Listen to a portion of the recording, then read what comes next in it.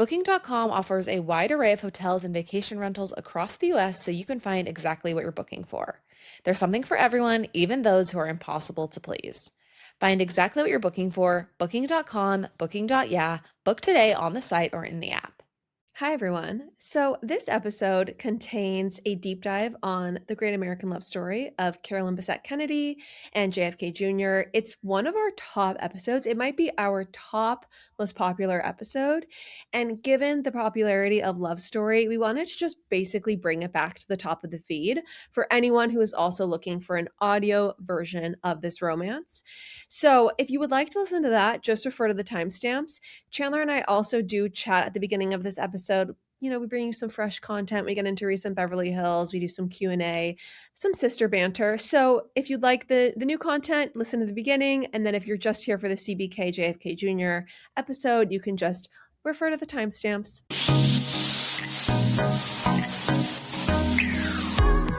Well. We are here for another episode of Pop Apologists.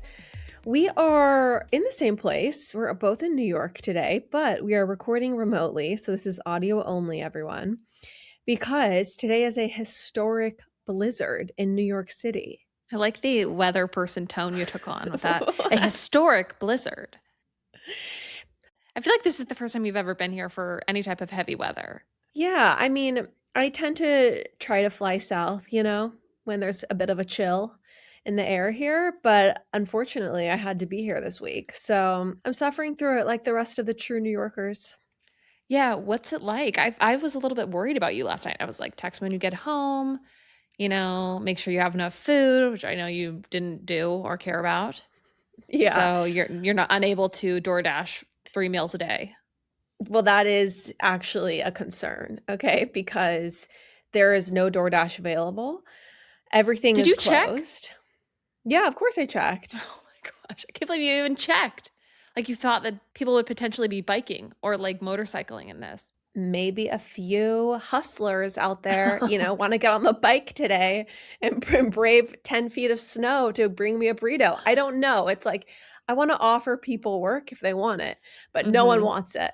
All the restaurants are closed. Let the record state there was also I think a travel ban, which every time I say that, it does sound quite intense, but you're not supposed to travel unless it's an emergency or you're like an essential worker, which you getting a breakfast burrito is neither of those things. I mean, that seems like essential work at this moment to me. So today I've had 2 scoops of protein powder in milk.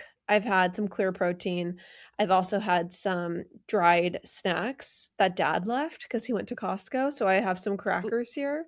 And that's literally it. Basically, I'm going to have to keep subsisting off those dried goods until tomorrow. Because heaven forbid you actually have to walk outside your apartment building.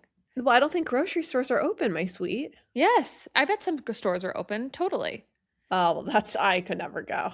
Have you ever never go walked to a grocery store from your apartment? Answer the question. When I first moved here, I hosted a party, and so I went and got charcuterie supplies and flowers from a local grocery store. But no, I don't go to the grocery store when I'm here, and it just is what it is. I just don't. I think you're also a person who doesn't like going to the grocery store. I like going to the grocery store. I genuinely don't. I don't enjoy that as a task. I honestly want to be like Kim Kardashian and Kylie Jenner. When Kim Kardashian said on Khloe's podcast, she's like, I haven't been to the grocery store in 16 years. That is a goal. That is goals. I like going to the store. It's not about, I'm so much more grounded and in touch with reality. I mean, both of those things are true. They are. Actually, but it's really not about that in this moment. I enjoy the process of looking at the food and seeing what looks good to me and kind of being inspired in the moment by the fare. Well, it's called touching grass, Lauren. And I still need to try that. I really do. No, you're a much more capable adult person. You know how to make good, healthy, simple, nutritious meals. Half the time when we're done recording and we're uploading the episodes at my apartment, you're on the phone with Ben, giving him instructions. You're like, all right, now cut the sweet potatoes. And then we're going to need to get started on the green onions or whatever. And I'm just like, what is happening? I love it. I absolutely love cooking for myself and I love eating at home. I mean, I love going out to eat, but I also totally love eating at home, and I don't find it to be a drag to like make at least 3 to 4 home cooked meals a week. No, I will say, actually, real talk, I have been feeling kind of low, I'll be honest, Mhm. over the past like 2 weeks. And I have found three things to really help. Okay. And one of them is cooking and is like having healthy food and making healthy food and like cutting good quality vegetables, all of that. So when I'm in Puerto Rico, it's a different story. But here in New York, especially during winter, people are like, shut up, who cares? Anyway, especially during winter, I land. Usually we're recording either that day or the next morning and it's bam bam and I'm out of here. It's I just don't need groceries. Like I need meals. I don't need groceries, you know? Well, that's the problem. It's like, I mean, you'll be here for 3 to 4 days stints, 3 to 4 day stints. Mhm. And I feel like if I was doing 3 to 4 days of eating out, even if I'm not eating 3 meals out, but like 2 meals out, I will feel very gross and sluggish. I don't know that I've found meals that feel very simple and fresh outside of the home.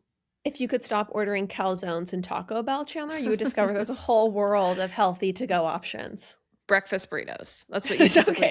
get. You Okay. guys, every time I go over to Lauren's house, there's like 3 to 4 of the exact same single bag from Copper whatever mug. coffee shop, copper mug, breakfast burrito, like shop, Yeah, or pho.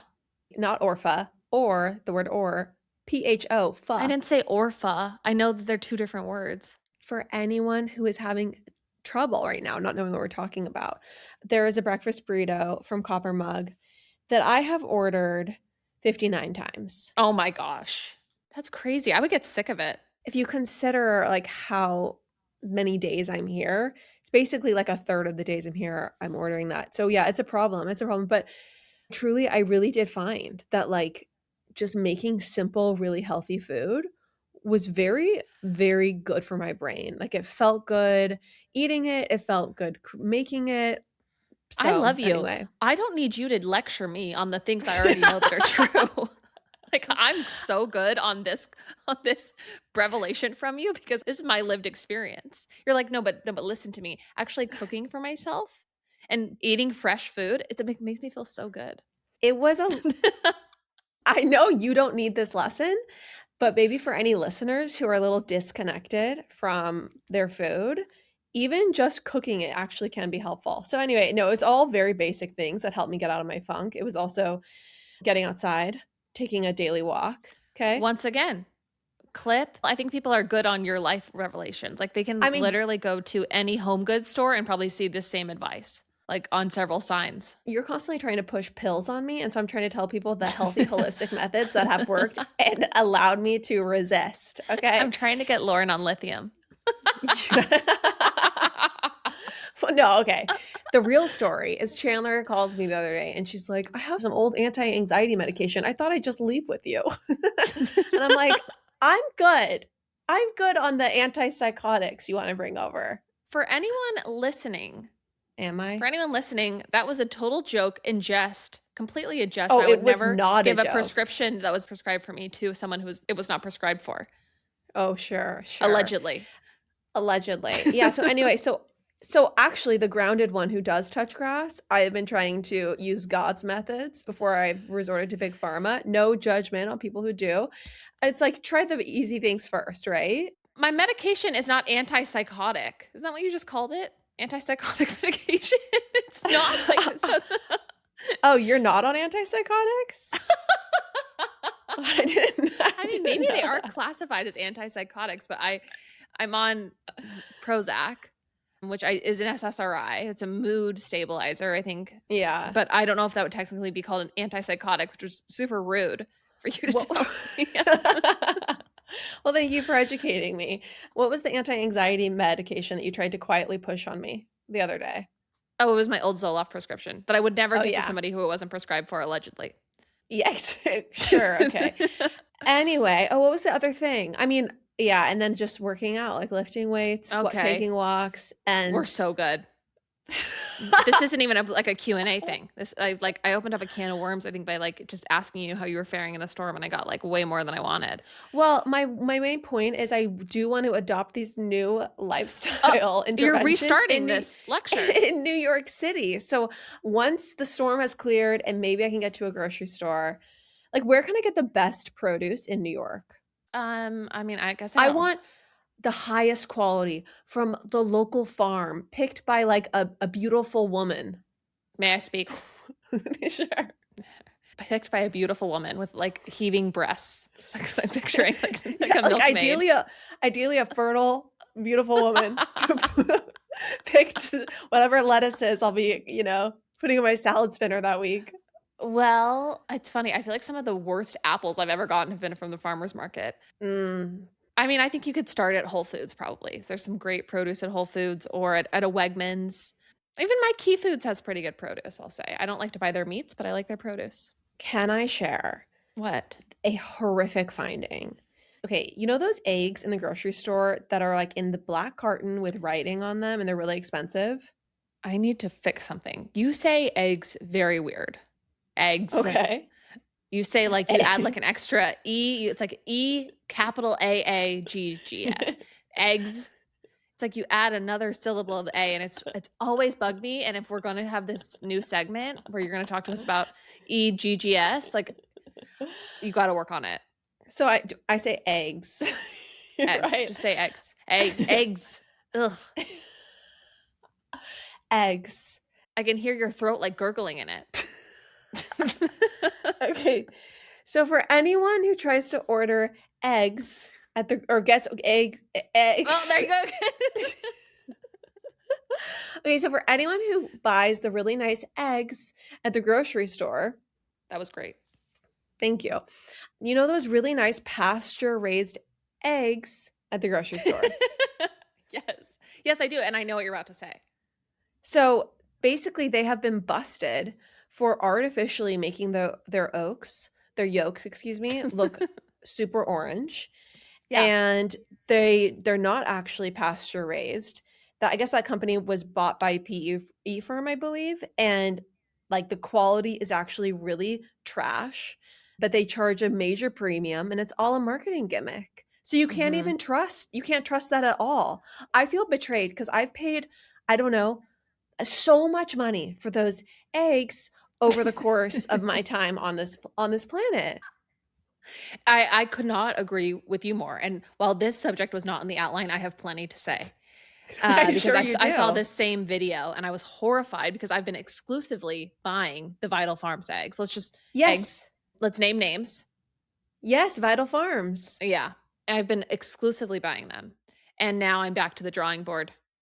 Really quick, you're buying them and you're thinking, I'm going to pay $15 for this carton of eggs because it's going to be extra nourishing and like I'm happy to do that. Like I'm happy to pay extra for high quality food.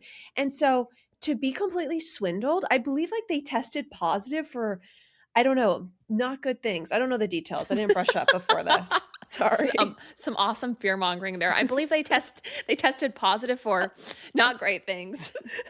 Allegedly, everyone. This is allegedly. No, but I could not agree more with you about how like disturbing this is. I mean, every time I would crack open one of those deeply rich orange looking yolks, I would just think about like how I was nourishing my future children. I was undoing the microplastics that are within me. Yes. And it's just all a racket. It's all a lie. Oh, so anyway, I just don't know that I believe whatever else Whole Foods has to offer and is peddling. It's like I really need the produce from the farm or the breakfast burrito. There's no in between for me. You could get chickens at your apartment. Yeah, that's a great idea. That's a great idea. I should get some livestock in here in this extremely tiny apartment. You'll just have to make them use coasters like me. In this 900 square foot apartment, I definitely need live animals. Lauren is faring okay so far in this blizzard, but the snow has somewhat subsided. I'm actually planning on doing a snow walk later on this evening because I think it'll be kind of fun and cute. That is really, really cute. If I had appropriate gear, I would probably partake, but alas. The other thing I wanted to tell you is that last night after family dinner. Ben and I came home and we kind of had like the most magical night because we watched Day After Tomorrow. Oh, you did? Yeah, which you know the movie, right? Yeah, with Emmy Rossum. Yeah, of course, everyone. It's a 2004 classic. They don't make them like that anymore. I'll just say that. Jake Gyllenhaal. Jake Gyllenhaal, Dennis Quaid, Oof. everything what we know now, Yeah. it's peak Dennis Quaid. And yeah, it was just really fun because like the snow was just like coming down. It was like apocalyptic outside. And then like we were watching like the apocalypse hit New York. It was amazing. It was great. Simpler times. Oh, yeah, truly simpler times. And that sounds lovely. Honestly, I watched The Real Housewives of Beverly Hills last night. I did not indulge in some vintage Dennis Quaid, and it probably didn't slap as hard. I don't know about that because I love this episode. Should we talk about it? Are we ready to get Yeah, into it? I thought this episode was entertaining 7 out of 10, but I felt like there were some 10 out of 10 moments that I would like to get into with you.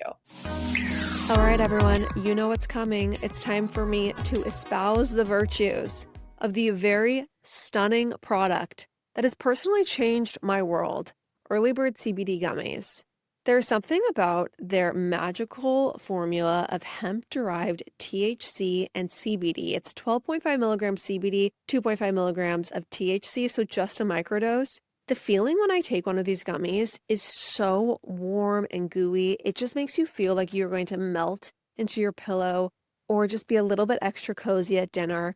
It just makes it so much easier for me to relax. And I find that half a gummy, it is my secret unlock to the best night's sleep of my life, to adjusting to jet lag, or to having a stunning meal and just tasting every bite even more. You guys, I cannot recommend Early Bird CBD gummies enough. We always make sure we're stocked because we absolutely love them in our house. Go to earlybirdcbd.com and use code PA20 for 20% off. One bottle will last me at least 3 months, so it's really not that expensive of a product. Go to earlybirdcbd.com, use code PA20 for 20% off. I felt like watching it was one of the most real Housewives episodes where it felt like all the scenes that we saw for the most part were like real and authentic conversations, not staged bullshit or like fake cast drama. And to me, that was really nice to watch. And it felt almost like vintage Housewives in a way. Yeah. I mean, one thing that was super vintage about it was the fun that Kyle and Dorit had together. I was so delighted, just kind of moving ahead a bit for a second, and we can just talk about the surf lodge part of the episode. I was just so delighted that they had fun. They cracked some jokes. They kind of got deep about marriage and attraction, and they just chatted like girlfriends, and that was so much more fun for me to watch than another dinner with Kyle and Dorit screaming at each other. Yeah, I mean, obviously, I love the drama, but there was something about seeing them talk about real things, like whether or not they thought Brad Pitt was hot, that A was crucial matter. so fun to watch. Mhm. And, they're talking about like your type. And I loved Rachel Zoe being like, you and I could roll together because like we would never want the same guy. Mhm. And then like, I don't know, just all of their conversations at that, Hamptons dinner were just, I don't know. I had the thought like, wow, I would kill to be like there, one glass in, just Oh, gabbing. so fun, especially after dancing and just having that surf lodge experience. Like I find those environments to either be excruciating if you're not fully ready to like commit to them and be in the Hmm. moment, or extremely fun. But assuming that you're like down to throw down, I was like so jealous of that night. Yeah, it looked really fun. But you know what I mean? It's like those club environments where you can't really sit down, you're like standing. It's just like a lot. It's a lot of stimulation. The broad daylight standing and dancing did not Yeah, actually look all that fun to me. It was really the dinner after when it was like right. golden hour and the drinks were flowing, the meal looked incredible. Like just even hearing them order. I love hearing what they're ordering. You know, Mhm. that was looked like the best part to me. But I just will say, I feel like Kyle is just taking a lot of digs at Dorit in her confessionals. There's just a Mm. lot of little snubs. Like, of all the people in our group, the person who flirts the most, it's Dorit. And it's sad because I see them having what looks like genuine good times together on camera, and then I just see Kyle kind of be a bitch behind her back. See, I didn't read the flirting comment as that cutting to me. Like, I don't think it's a bad thing to be flirty, especially Dorit is a single woman. It'd be one thing if they were all married, but I Hmm. felt like I almost feel like honestly flirting like that is a real skill that clearly neither of us have. No, absolutely not. If you read Sue's comment from last week. I could be muddying the water because of the preview for next week, Yeah.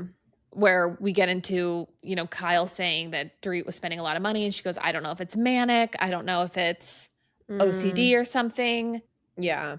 Anyway, I was loving all the Hamptons footage. Rachel Zoe just continues to be a fantastic addition. Perfect. Yeah. Genuinely entertaining, serves looks, genuinely entertaining, and there's like zero BS drama, zero BS period. Rachel Zoe could not be more perfect. If anything, I'm just sad she didn't join the cast sooner. I know, I know. I just think Rachel Zoe is like an actual famous person who joined this cast. And I can just tell that all the women really like being around her and partying with her. Whether that's authentic or not, I don't know. But I just think it makes her like enjoyable in every scene and it makes her integration into the cast even better versus like an Amanda where they're just kind of like, who is this chick? Like, we don't get her. Not Amanda doesn't do herself any favors, but yeah. Yeah, I mean, I think that you're right that the cast is all extra nice to Rachel Zoe because she is a famous celebrity and she is like a person of note. So I think that they all just kiss up to her more because they want to be invited to stay at the friend's house in the Hamptons. They want to be invited to be her plus one to go to really cool parties. So I think that that is totally true. Maybe not the best look for them, but that's definitely what's going on.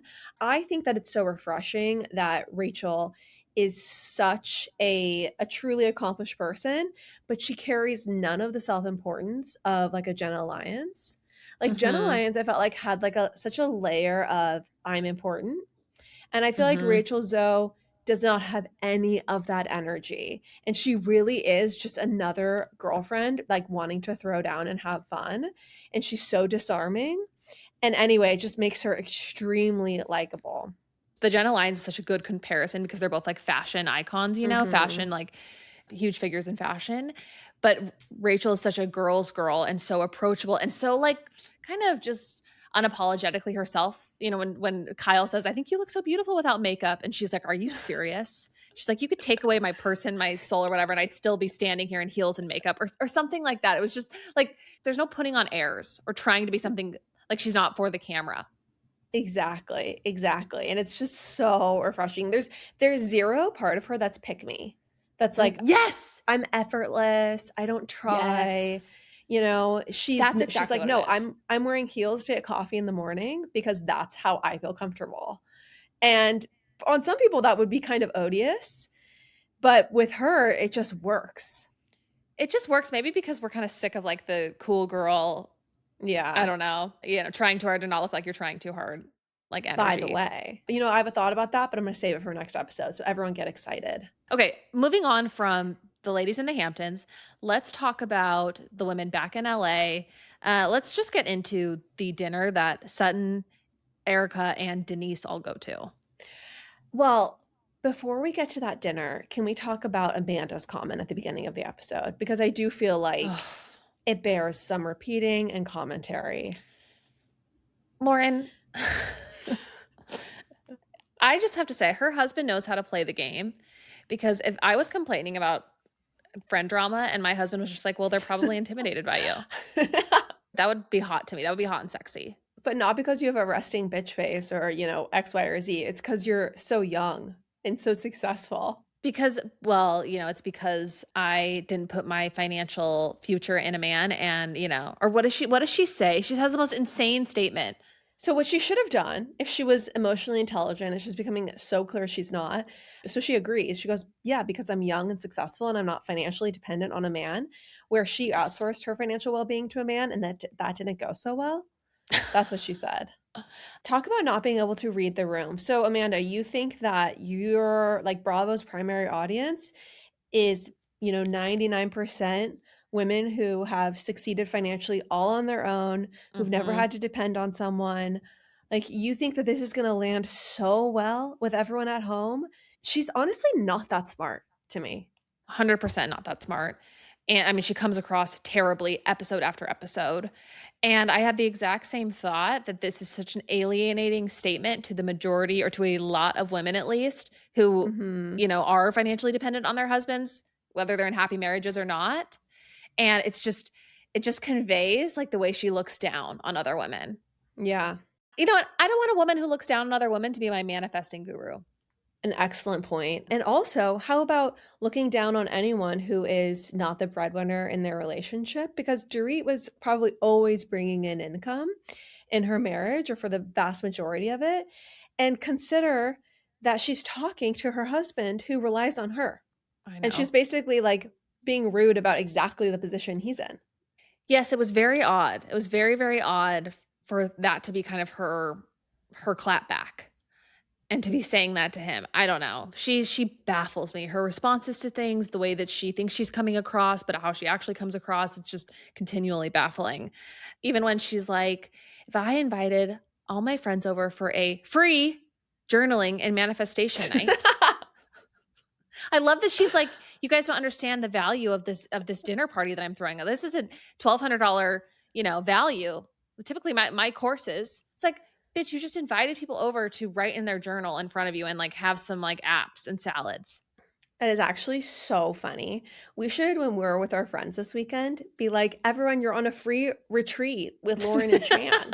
Okay. If I invited all of my friends on an amazing trip with myself and my sister, as performers, Oh my they should be so grateful. gosh. That was so weird. I mean, I also thought that she gave out her book. It was like tacky, but No, incredibly cringe. Okay, let's talk about, the meat of the episode. Let's talk about the dinner with Sutton, Erika, and Denise. I want to talk about the plastic surgery part first, if I may. yes, let's get into it. I loved the openness. I loved it so much. This is peak Housewives. This is like why I love these shows. So Denise walks up, and I agree completely.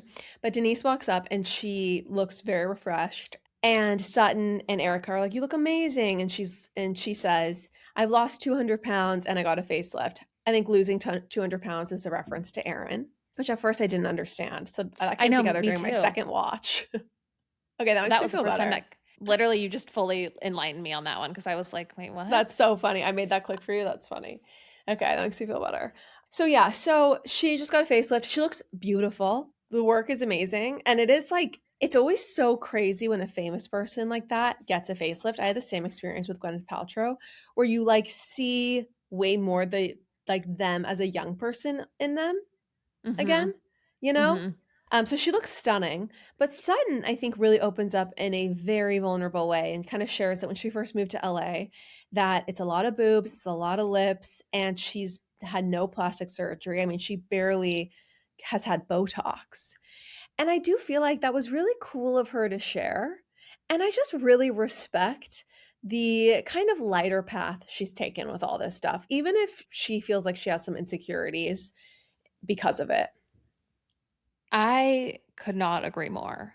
I could not even believe that she revealed that on camera. And I feel like I am falling in love with Sutton as a housewife in a way that I never cared for her before. Before she was just Yeah. like fine to me. I found that to be so, so vulnerable, because all of these women are kind of getting every procedure under the sun. Well, and I loved hearing that Erika got a neck lift because I have always wondered how she's so snatched looking Hmm. and seems to never like age basically. So it was so refreshing that she talked about getting a neck lift, in my opinion, but also just really refreshing to hear Sutton's take and kind of acknowledge like, hey, like I feel a pressure to do this stuff. It's made me feel bad about myself Hmm. that I haven't. And I loved hearing that. And also, can I just say that I feel like Sutton is just as beautiful as the other women. And honestly, Sutton has like a softness to her and a warmth to her because she's like not done anything, I think. That is a really beautiful look, and it's just different than the look of the girls who are like more snatched. Yeah, and for what it's worth, I've never looked at Sutton and been like, "Oh wow, she's really not doing anything compared to these women." I don't even think she necessarily looks No. older than the other women. Mm-mm. It's truly just a different look. It's not better or worse. It's like I just think that these looks are just different. And both to me truly are beautiful. So that's all. Yeah, I loved it. I mean, I think that this is why I said what I said at the beginning. It was like just honest and vulnerable moments from these women, which we don't always get. We get a lot of Mhm. dinners with bullshit storylines, and Right. you fed this thing to a blogger. Right. Okay, so I obviously really want to talk about what Denise revealed and what Erika revealed at this dinner Mhm. because it was crazy. It was so sad. So trigger warning, everybody, we're going to be talking about domestic violence and what some of these women went through. So Denise gets into what happened with her and Aaron. And Mhm. Erika pulls up, I think, the picture of her with the black eye, and she says, "This was not a one-time thing." Yeah. And Denise is like, "Yeah, it was like a slow burn." And she tells the story about how after she had had surgery, one of her the first surgeries that she had mentioned, which I believe was like a breast augmentation, or she was getting her boobs redone. They went home and she needed help like getting to the bathroom. And while she's like using the bathroom, he's trying to get her phone from her. And it turns into this like fight where he like knocks her phone out of her hand and her drain, which is like what you oftentimes will have after a plastic surgery, like hit the toilet. And it was just like this really Mhm. chaotic scene. And she's literally still like coming off of anesthesia. It's so scary. Yeah, she reveals that he has been violent with her after both surgical procedures, so hitting her also after a facelift. Yes. And it's just domestic violence in any situation is just completely egregious.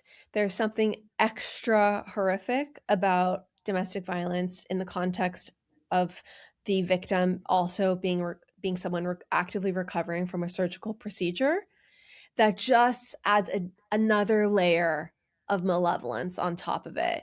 And I think that, it's so galling to me that Aaron has given his statement and he has the nerve to say that he has never been physical with Denise or anyone else when we have him on camera threatening to break her hand. Mm-hmm. Mm-hmm. Oh, that's not something men who aren't violent do. No, That's not something that's just like, oh, a casual way people talk to each other.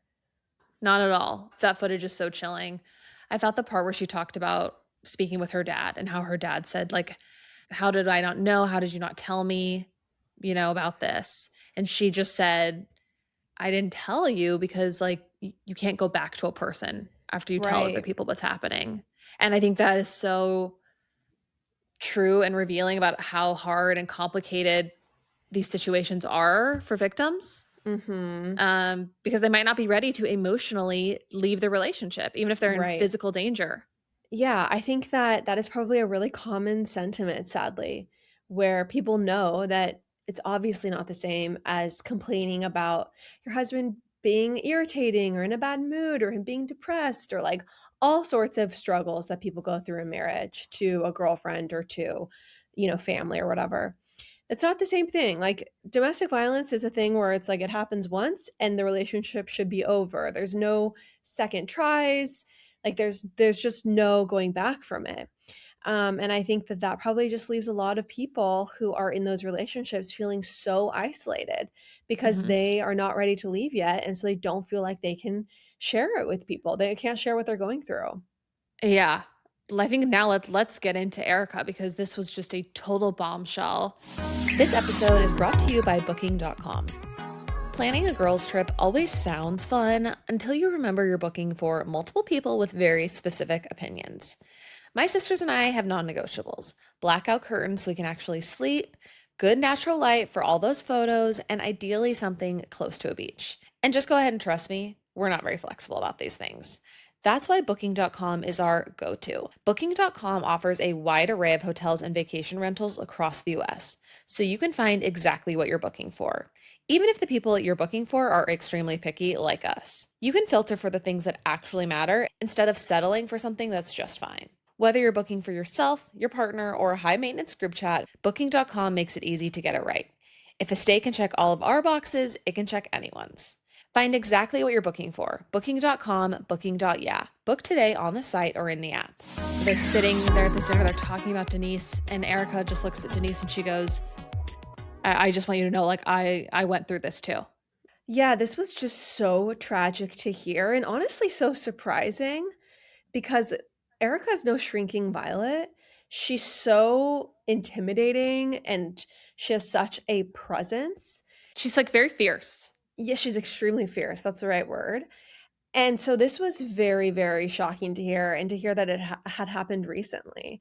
Yeah. I find Erica to be just so incredibly strong given everything she's going through. Like, did she behave perfectly or honestly well at all when everything was going down with Tom Girardi?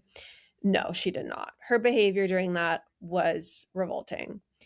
That said, I don't think she had anything to do with his criminal activity.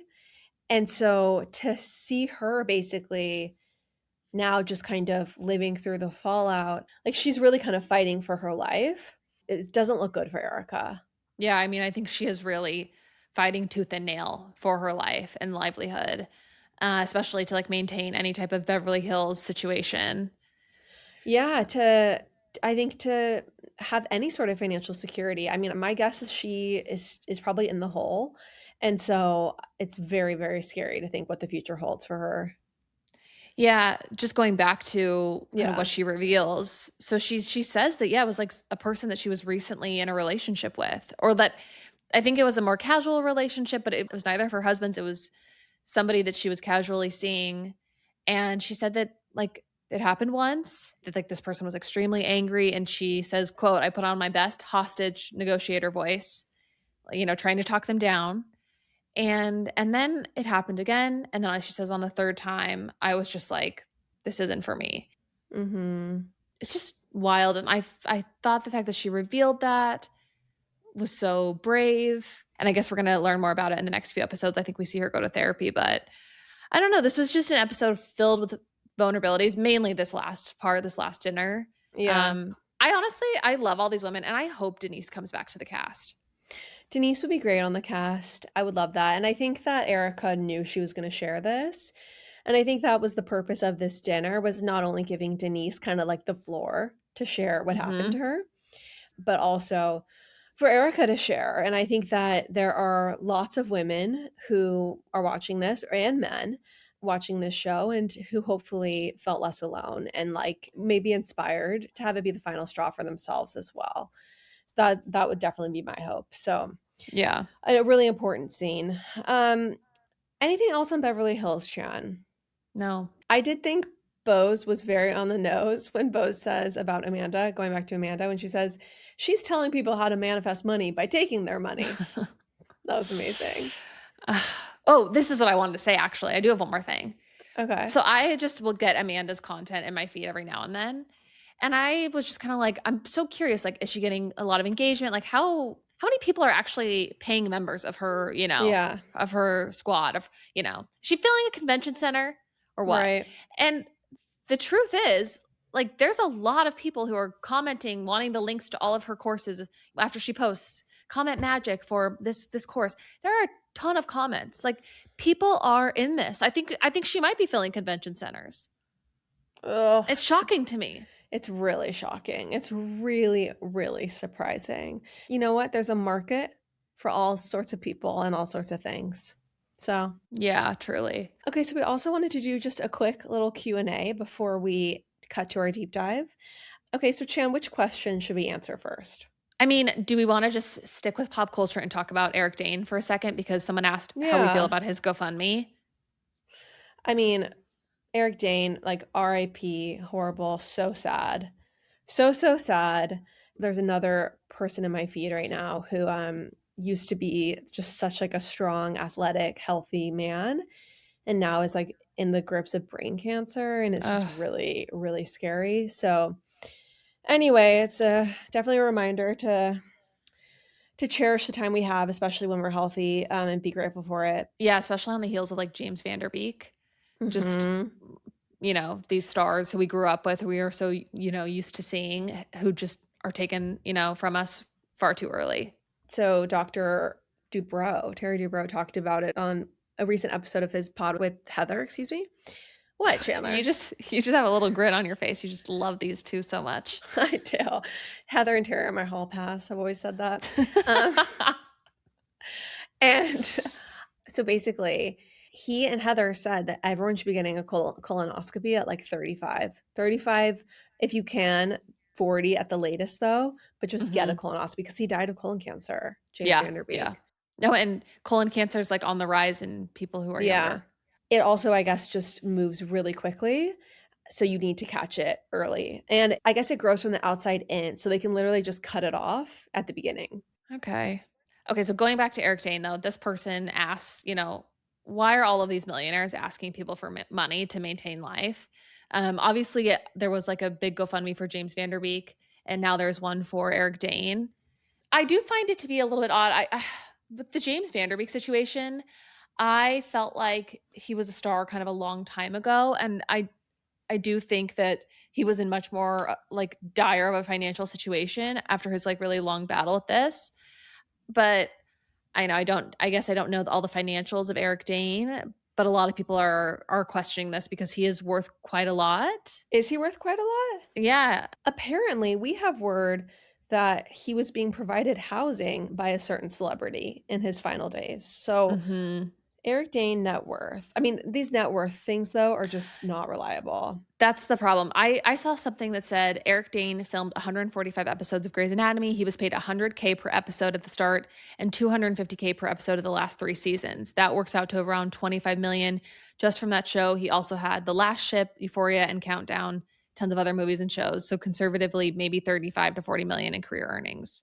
This person doesn't know how to do math. It doesn't understand that taxes, managers, right? So many people. Then also living in LA. I mean, the truth is there's a lot of people who make a lot of money and spend all their money and have no money and are actually broke. So I think for me, it's like it would not be surprising if that was more of the camp he was in. Here's what I think. Really what I think. Please yeah, share. I think there are absolutely celebrities who are big names who totally run through their money. And then maybe they don't even run through their money, but they get a terrible sickness. And that is extremely expensive to deal with, like long term or short term. It's just that stuff will devastate you financially. And anyway, my goal, if there's any app developers out there, I think there needs to be a GoFundMe, like A-lister tier. This is just a GoFundMe that celebrities can participate in, where it's like a GoFundMe program for all the celebrities to contribute to. Because there's something about celebrities contribute. Yeah, exactly. There's something about regular, minimum wage people who are Grey's Anatomy fans donating that just feels a little icky to me. Like they should maybe be donating to other regular civilians. Agree. But I would just love, like, what if all the cast of Grey's Anatomy each, threw him $500K or something? Yeah, I also think that it's extremely disappointing when I see someone like Hailey Bieber give 20 grand. 20 grand is like 3 cents to Hailey Bieber. It is so little. I think she was better off not donating than giving 20 grand. I think you just keep it anon at that point. Yeah. Like, wow, girl, the idea that you thought that would be a good look, that is laughable. Anyway, that like enraged me. I just think there should be a special GoFundMe, like Raya GoFundMe. You know what I'm saying? Whereas only people who are up in those upper tiers. But also, what is the GoFundMe for? Well, I think it's maybe for his daughters. So there's no inheritance, and he had no money for after. Do you want me to read this to you? Read you the GoFundMe? Sure. The GoFundMe says, "It is with profound sadness that we share the loss of Eric Dane after a hard-fought battle with ALS, leaving behind his devoted wife, Rebecca, and his 2 teenage daughters, Billy and Georgia, who were the center of his world. Following his diagnosis, Eric became a passionate spokesperson for the ALS community, using his voice and platform to advocate for fellow patients and to push for greater awareness." I find the wording of that to be really odd already, but continue. As his illness progressed far more quickly than anyone could have imagined, Eric's friends have come together to create this GoFundMe to support his girls and their future needs. Any contribution, no matter the size, will help provide stability during this incredibly difficult time and in the future for Eric's wonderful daughters. This is really conversations that we shouldn't have, but we secretly do have. So I'm sure someone will find this to be in bad taste, and they're correct. It is in bad taste. But I will say, like, you don't have a GoFundMe if there's an inheritance, right? I mean, maybe you do if the inheritance is going to be taken up by all your medical bills. I don't know. I don't know. Okay, so I want to get out of hot water though, and we should answer another question, maybe one that is a little bit less. I don't know. Let's get into more tepid water, Chandler. This one's great. So somebody asked, what do you think the aesthetic of Taylor's wedding is going to be? What kind of dress will she have? Okay, I've got a theory. Yeah, I think it will be tit forward. of course. I mean, I love you, but she's tit forward all the time. She's like always like looks like she should be playing a character in Les Miserables. Like half the time she is wearing a corset. And that's as far as I've gotten. And that's as far as I think I honestly want to go in my mind. Because after this most recent music video, I'm worried about the choices. Here is what I am truly afraid of. So Travis to me has a very modern look. He doesn't look like What does that mean? I'm just saying he looks like a guy in 2020. He looks like a guy in the 2000s. He does not look like Mr. Darcy. Like you couldn't see him in a tunic or something in the 1800s? A tunic, Chanler. I don't know what I'm trying to think of. What's an old shirt called? I don't know, like tails and a top hat or whatever. No, he looks out of place. He looks like a very modern person. It's the buzz cut. It's the honestly, it's probably the football diet. I don't know what it is. He looks very modern. And Taylor, God bless her, with the amount of work she's had done, she also doesn't look like she belongs in the 1700s. So I'm not going to love it if they have a Victorian themed kind of like Gilded Age, I don't know, some other era themed wedding. And I think that's what's coming. That is my prediction. It's going to be a cat eye, okay, and a red lip and a period piece experience. That is my fear. And I'll tell you why. It's because they're having it at the Breakers Mansion in Rhode Island. And so that's like the vibe of the building. It's going to be like maybe Gilded Era or maybe Gatsby. It's going to feel old-timey. It's going to feel old-timey. And neither of them look old-timey. And it doesn't work. It doesn't work. Sorry, it doesn't work. Oh, I fear you might be right. I don't have high hopes for it. And I should just leave it at that. No, you actually, Chandler, I'd like you to put your shoulder to the wheel and not just leave it at that. We have a podcast. Why don't you describe what you think her wedding will look like? I don't know, because I don't want to offend people who are potentially, just let going to be using. Let me die on this hill. Yeah, that's kind of how this shit goes. That was just so easy for you. I throw myself completely under the bus, and then Chanler just, takes the wheel and runs right over me.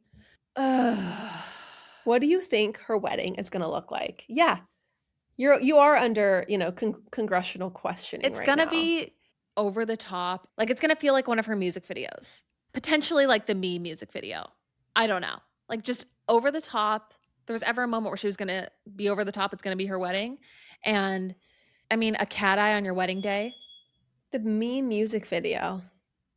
Oh, come on, girl. Put your shoulder to the wheel and watch the Me music video. No, I've seen it. I just am like shocked that you think that the Me music video, which is like a pastel explosion, think that will be the aesthetic. Well, we shall see, everyone. We shall see. Someone wants to know, how do I get rid of some credit card debt and say no to things I want? Well, I'm not good at saying no to things I want. Actually, I am. I'm in my era of frugality right now. I am. It's lasted for like 2 weeks. No, I truly am. In 6 months.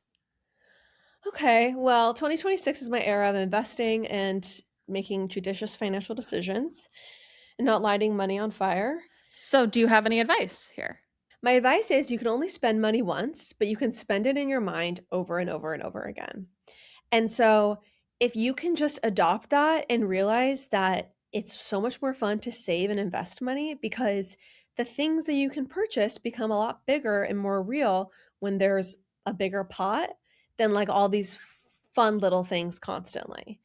And again, it's like you can only spend money once, but you can spend it in your mind over and over and over again. So that is a way I think of like denying yourself. And then when it comes to paying off credit card debt, I think that you pay off the smallest one first. So you get that, like, it's called the snowball effect, Dave Ramsey. You pay off the smallest one first, so you get like the dopamine of having paid off a card in full, and then you do the next big one, and then you do the next big one, and you just kind of like force yourself. Okay, here's my advice. Okay, please. You had no thoughts on what I said. No, that's all good thoughts. I'm just trying to be, conscious of time and not bore this person Okay. with me, singing your praises about your, your advice. Okay, here's my tip. I don't know where I first saw this, but somebody on Instagram said that they have a buy list, and where every time they want to buy something, they go and put it in this list on their phone, just in the notes app, and they put it there, and then you wait. And then you wait until maybe you want to actually buy something, and you go back to that list. And a lot of times I found when I deploy this and I need to get back on it, I was not interested in that stuff when I came back to it. There were a few things that I was like, oh yeah, wait, I actually really do want that. Or I really do want, those shoes or that piece of jewelry. I'm so glad I didn't spend my money on this other dumb shit that just came across my feed, because I actually want this more. I think that's a really practical way to be more judicious with your spending choices. Absolutely Anyway. love it. And I think that is great advice. Okay, well, should we cut to our deep dive with, it's actually with us. It's the two of us. It's just us. Nobody knew. You guys, this is our most popular episode of all time, so we had to bring it back to the top of the feed, but we didn't want to leave you high and dry with no new content either. So please enjoy. If you have not listened yet, or maybe re-listen if you only heard it when it first came out, the great American love story of John F. Kennedy Jr., John, and CAROLYN Bessette Kennedy. Enjoy.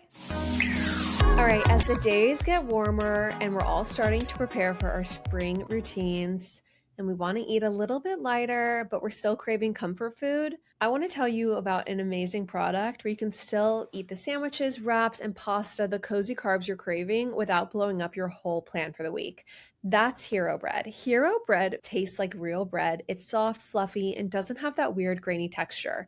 You can use Hero Bread for grab-and-go bagels, easy lunch wraps, and indulgent pastas with low-calorie noodles for dinner. Hero products have 0 to 5 grams net carbs, 0 grams sugar, and tons of fiber.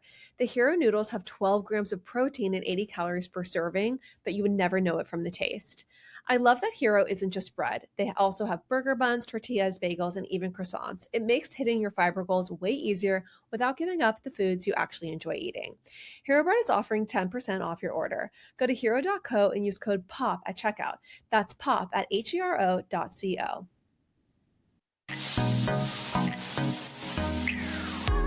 Hello, loser. Oh, really?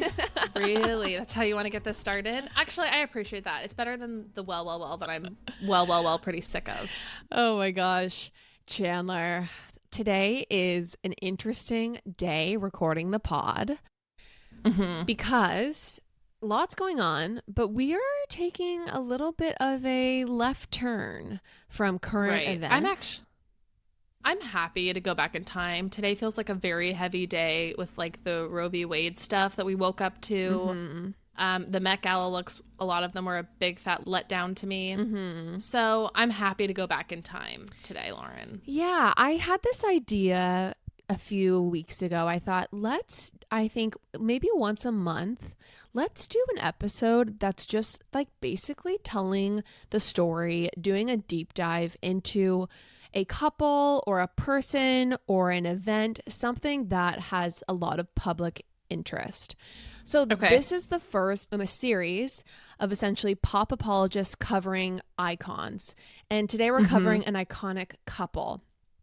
So yeah, we are very, very excited because we are going to be chatting the romance, the lives, the human beings, the sordid tales, the drama, the gossip, everything that you want to know about JFK Jr. and CAROLYN Bessette Kennedy.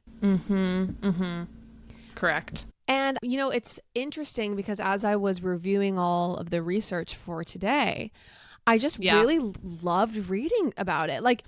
Yeah, it's fascinating. It's fascinating to, like, not only is their love story almost out of a fairy tale, but I think the history with JFK Jr. and how he was, the boy saluting his father's casket, like, just the history is so rich.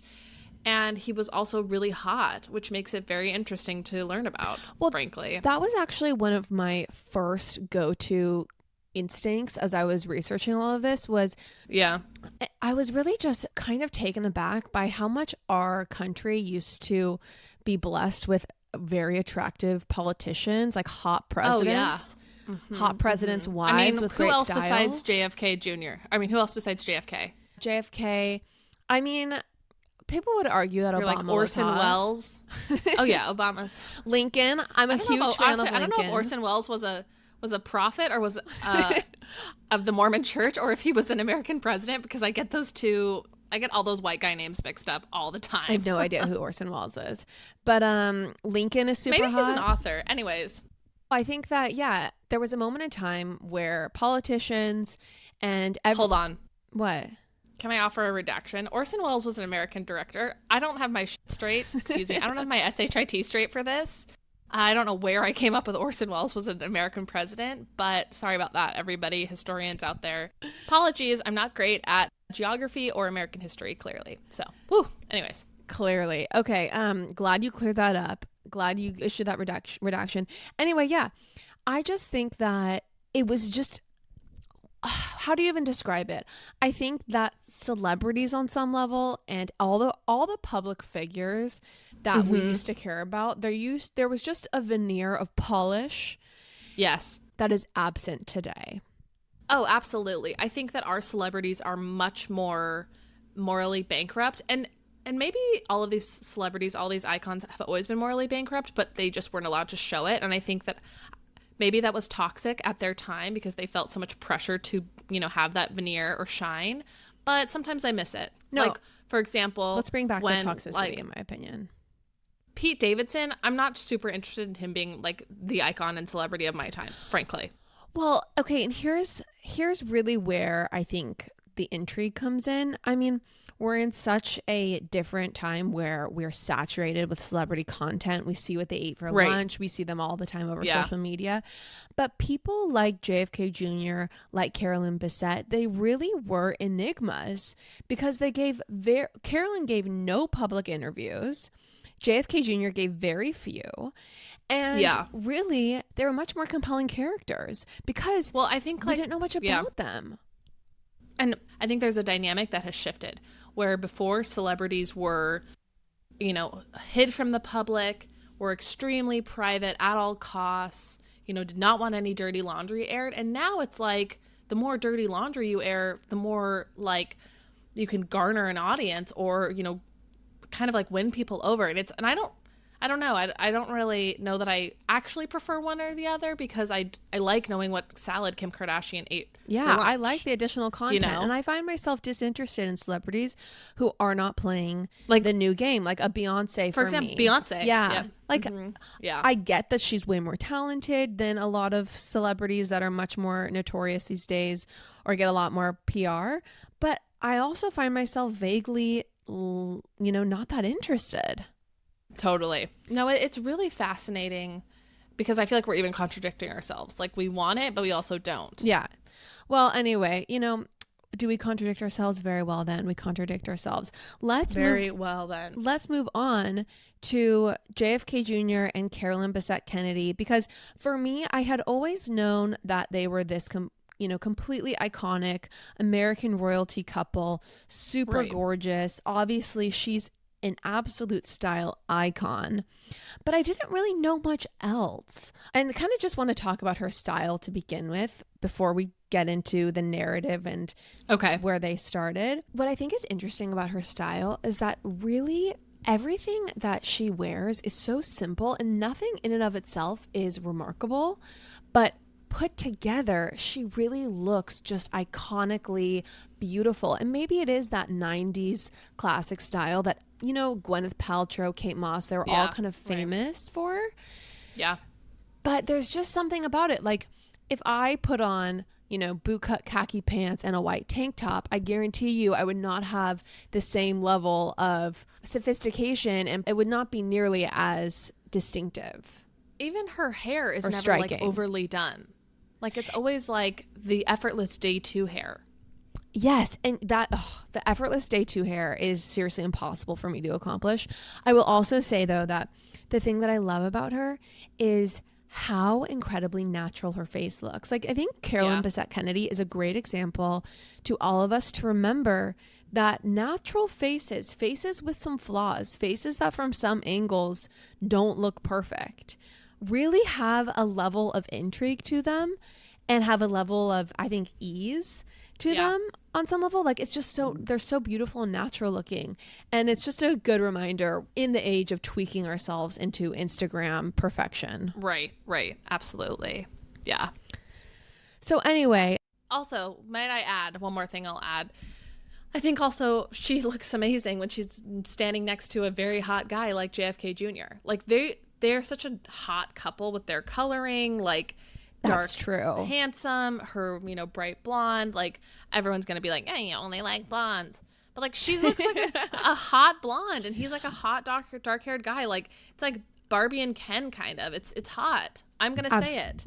Absolutely. I think that the platinum hair, actually, I think that was probably the key ingredient that allowed her to have a subdued look virtually everywhere else and Right. come across as looking completely iconic at all times. Right. Maybe that's where mom was going with our, continual efforts to be blonder and blonder. Yeah. Well, Perhaps. American royalty vibes, if only. Right.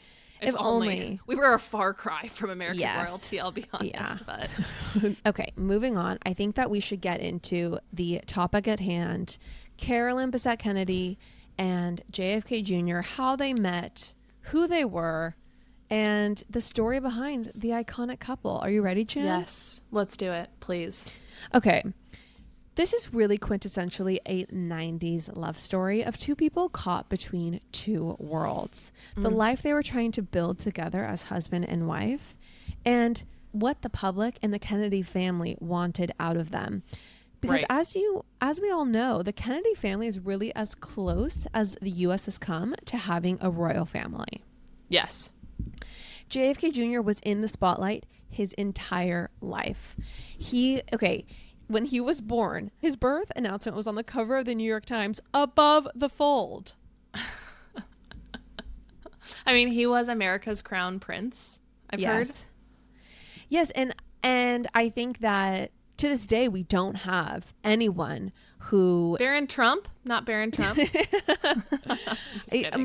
Malia Obama, they're all cute, but we don't have a classic American prince. Right. JFK Jr. would have never gone to Coachella.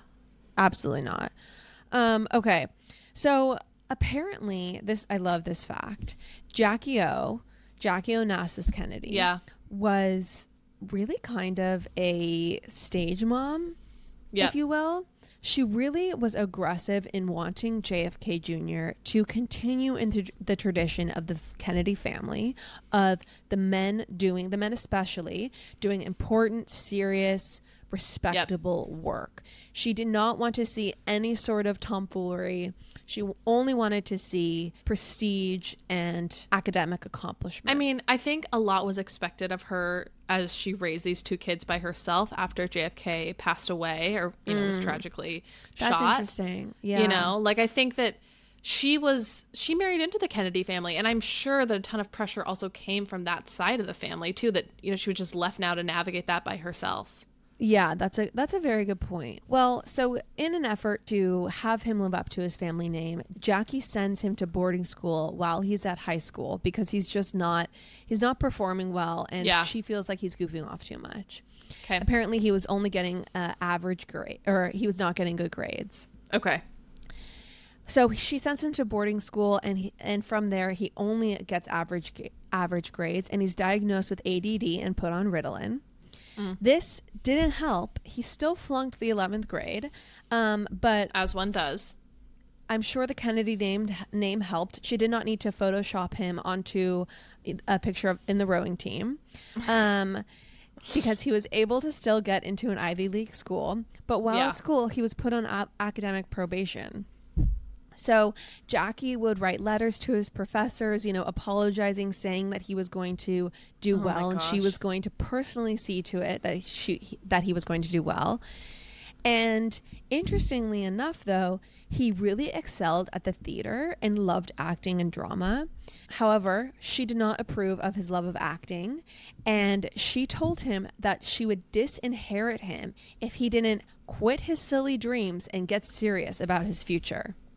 I mean, that is one tough cookie. It's kind of like, also, did everybody need to become politicians from that family? Like, didn't we have enough? Interesting. Well, I think it's also interesting that him being a movie star wouldn't be enough. I mean, really, can you imagine? You have this son. He literally looks like a Greek god, you know, descended from heaven to bless us all with his beauty. And Absolutely. he also loves acting. And I guess, you know, being the next Cary Grant isn't good enough from his Jackie O.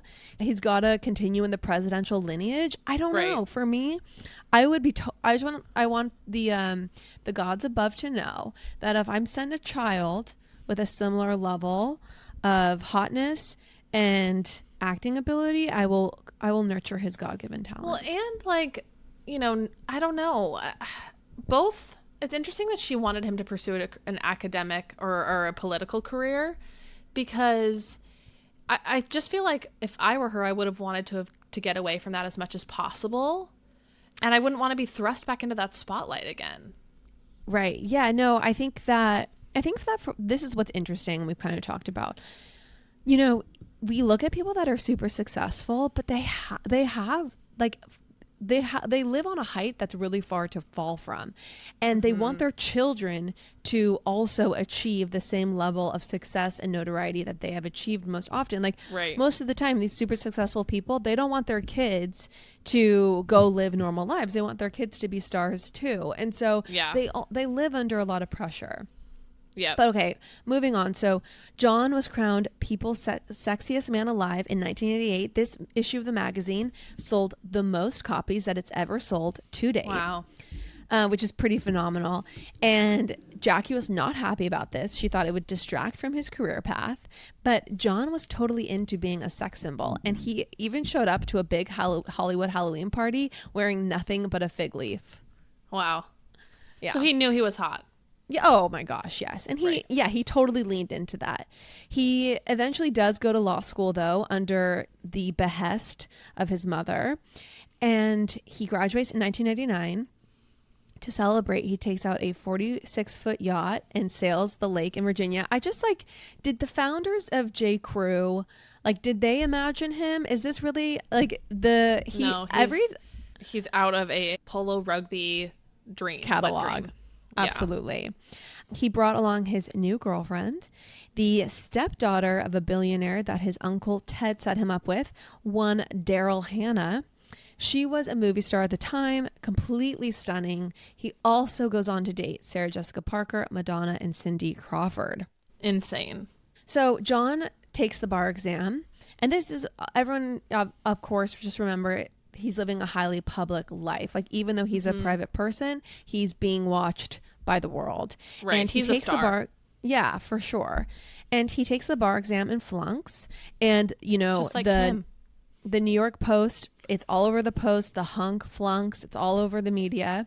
And he's super humiliated. Not to mention his sister Caroline passes the bar on the first try. Classic. Yeah, so he took it again in 1990, fails again, even though he, I guess, used a test prep class for that one. And, headlines fly, the hunk flunks again. Also, Jackie, can I just say, yeah. I love New York Post headlines, the hunk flunks again. It's so good. It's such camp. I don't know. I love it. Jackie insisted that he continue and try again, so she hires him a private tutor. And then Chanler, this is really interesting. She petitions the bar administration to allow him to take the bar exam in a private room. This was a really big deal because you really should only be allowed to have this like special arrangement if you have, I guess, like some serious issues, serious medical conditions. Mm-hmm. But hard to say no to Jackie. He was allowed to take it in the private room, and third time was a charm. He finally passed the bar. Oh my gosh. I wonder what the headline was then. Well, let's just say that the legal profession and the world at large was very happy about this because he was a natural in the courtroom. He was handsome and charming and friendly. So much so that defendants were constantly confessing things to him. People would literally turn to him as they were led away in handcuffs and say, "Thanks, it was so nice meeting you." Like, he was literally of the prosecutor. Honestly, and defendants adored him. That is so real. Honestly, people are suckers for a hot guy. People are suckers for a hot guy. It's true. Revolve is where I go to shop 50% of the time. I absolutely love it. I feel like they have such good curations and edits and assortments of really chic, stylish pieces at all sorts of price points. So there's expensive designer stuff if I'm looking to feel inspired. And then there are also just really affordable essentials and also really elevated, beautiful, affordable clothing on Revolve. I absolutely love it. They have anything from everyday outfits to date night looks to everything you need for your vacation fits. Revolve carries high quality pieces and they drop new arrivals basically daily. Okay. And also they recommend products based on your purchase history. And I find that their algorithm is impeccable. Spring is right around the corner. And if you're doing a reset on your closet, it's time to go to revolve.com. I love finding pieces there that I will actually wear on repeat. They carry Frankie's bikinis, one of my favorite brands for swimwear. They have Tony Bianco, the brand that always makes like really affordable version of whatever the season's it shoe is. Anything you need, Revolve has. Whether it's a weekend away, a big night out, or just a much needed wardrobe refresh, your dream wardrobe is just one click away. Head to revolve.com/pop, shop my edit, and take 15% off your first order with code POP. Fast 2-day shipping, easy returns. It's literally the only place you need to shop from. That's revolve.com/pop to shop my favorites and get 15% off your first order with code POP. Offer ends March 11th, so happy shopping. So John quits his job, though, at the prosecutor's office in 1994 because he just said, this is what he said. It's a nautical metaphor, so let's move with it. He says he felt like he was a passenger on an ocean liner when he wanted to be the captain. Okay. So he expresses his newfound freedom with growing some facial hair. He grows a goatee and forms goatee. JFK Jr. for the record. Yeah, it's his least hot look for sure. Mm-hmm. He grows a goatee and forms a company with an old friend, Michael Berman. It's called Random Ventures. Their goal, I mean, I'm just really shocked this company wasn't successful, but their goal was to mass produce handmade kayaks. Oh, perfect. Doesn't exactly sound scalable. Yeah, exactly. Okay, Michael Berman. I didn't really start the company with Michael Berman. Do you know who that is? I do. Ding, ding, ding. Everyone keep that in mind for later on. Okay. So John then moves on from that failed business and pitches his idea for a magazine to a mix of political and celebrity investors. The magazine would be part serious, part irreverent. And Jackie apparently tried to talk him out of it. This was not hoity-toity enough for the Kennedy name. Of course. However, he doesn't listen to her and creates George Magazine. Apparently, one of his biggest supporters at the time was his blonde-haired flame, Daryl Hannah.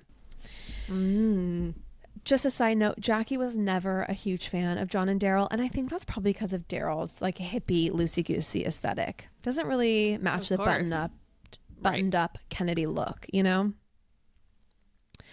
Okay, so this is interesting. Around this time in May of 1994, Jackie passes away, and before her death, this is a strange premonition, but before her death, Jackie made Maurice Templeman, her longtime companion, promise that John would never fly an airplane. Isn't that interesting? Yeah. I mean, I think she knew about the Kennedy curse, right? Yeah. Wasn't that still a thing before even this happened? It was a thing. Yeah. There has been a lot of tragedies in the family. Yeah. Yes. John's brother, who his dad had said he thought would become the next president of the United States, or not JFK Jr.'s brother, but his father, JFK's brother, who his dad had thought would become president of the United States. Bobby, right? I don't know what. No, I think it was no. It was someone else. It was someone much. Okay. It was, I think, the oldest son. Anyway, he died in World War II. Oh, right. Okay, the one, yeah, like you said, the one who they thought was going to be. Yeah. Yeah. Okay. So anyway, Another interesting fact about John is that he had the system. The system was arriving 15 minutes late wherever he went. That way, whoever he was meeting would already be there. That way, he would not have to sit alone in public because apparently people would rush to him and start talking to him if he did. Yeah. Other people he dated included Madonna, Cindy Crawford, Sarah Jessica Parker. And at one point, when he starts to date Carolyn, they briefly break up so he can date Daryl Hannah again, but that goes down in flames in June of 1994. Yeah. In June of 1994, John and Carolyn start dating exclusively. So Chanler, interesting note about timing here. So only a month after his mom passes away did they start dating exclusively. I wonder if Jackie ever knew Carolyn. And also, if they ever met. I don't believe they did. John is JFK Jr. John, is in the stages, in the throes of grief when him and Carolyn start exclusively dating. That's interesting. Yeah, I think that honestly everything I'm about to say is total speculation. So, okay, forgive me. But I think that really Carolyn Bessette, she wasn't a movie star. She wasn't Madonna, Cindy Crawford, SJP, or Daryl Hannah, all icons of the time. She literally was a normal girl from a normal family. But I think she had a level of strength and personal fortitude and maybe even lack of vanity and ego, a certain down-to-earthness, something Kagan was very attracted to about me. Sure. Oh my gosh. And I think that really, she was just a really solid person. And I think she became really this stable center for him, at least at the beginning. Yeah. Though her mental state really unravels during their marriage, but we'll get to that in a bit. Okay, so should we dive into who Carolyn Bessette is, Yes, Chanler? please. Okay, so Carolyn Bessette was born in 1966 in New York's White Plains. Her father is the engineer William J. Bessette. He's just an engineer. He's not a notable engineer. And her mother was Anne Messina, an administrator in New York. Do you know any notable engineers? Just asking for a friend. Well, he wasn't like Einstein, or who did the light bulb? Thomas Edison. He wasn't like a notable engineer. Okay. And her mother was Anne Messina, an administrator in the New York City public school system. Okay. So she has two older sisters, twins Lauren and Lisa. So Carolyn lived in upper middle class, traditional, normal life. She receives a degree in elementary education from Boston College. Okay. So apparently at one point she walked into the Boston Calvin Klein store and was hired on the spot. This is so interesting. So she was so elegant and outgoing that the store manager noticed and immediately promoted her to New York. So she moves to New York, where she essentially is like this ambassador to the brand's VIP clients. And she was eventually promoted to the director of publicity for the company's flagship store in Manhattan. So she kind of becomes the local face of Calvin Klein. Right. Can you imagine being so incredibly bewitching, like incredible, just and like so iconic that you just apply for a job at Calvin Klein and they're like, actually, we want you in New York and we want you to be the face of the brand. Nope. Never even come close to feeling that iconic. No, Carolyn becomes one of Calvin Klein's muses, and apparently it's said that the quote was, "Every time you design something, think of Carolyn Bessette." That's what was told to the Calvin Klein designers.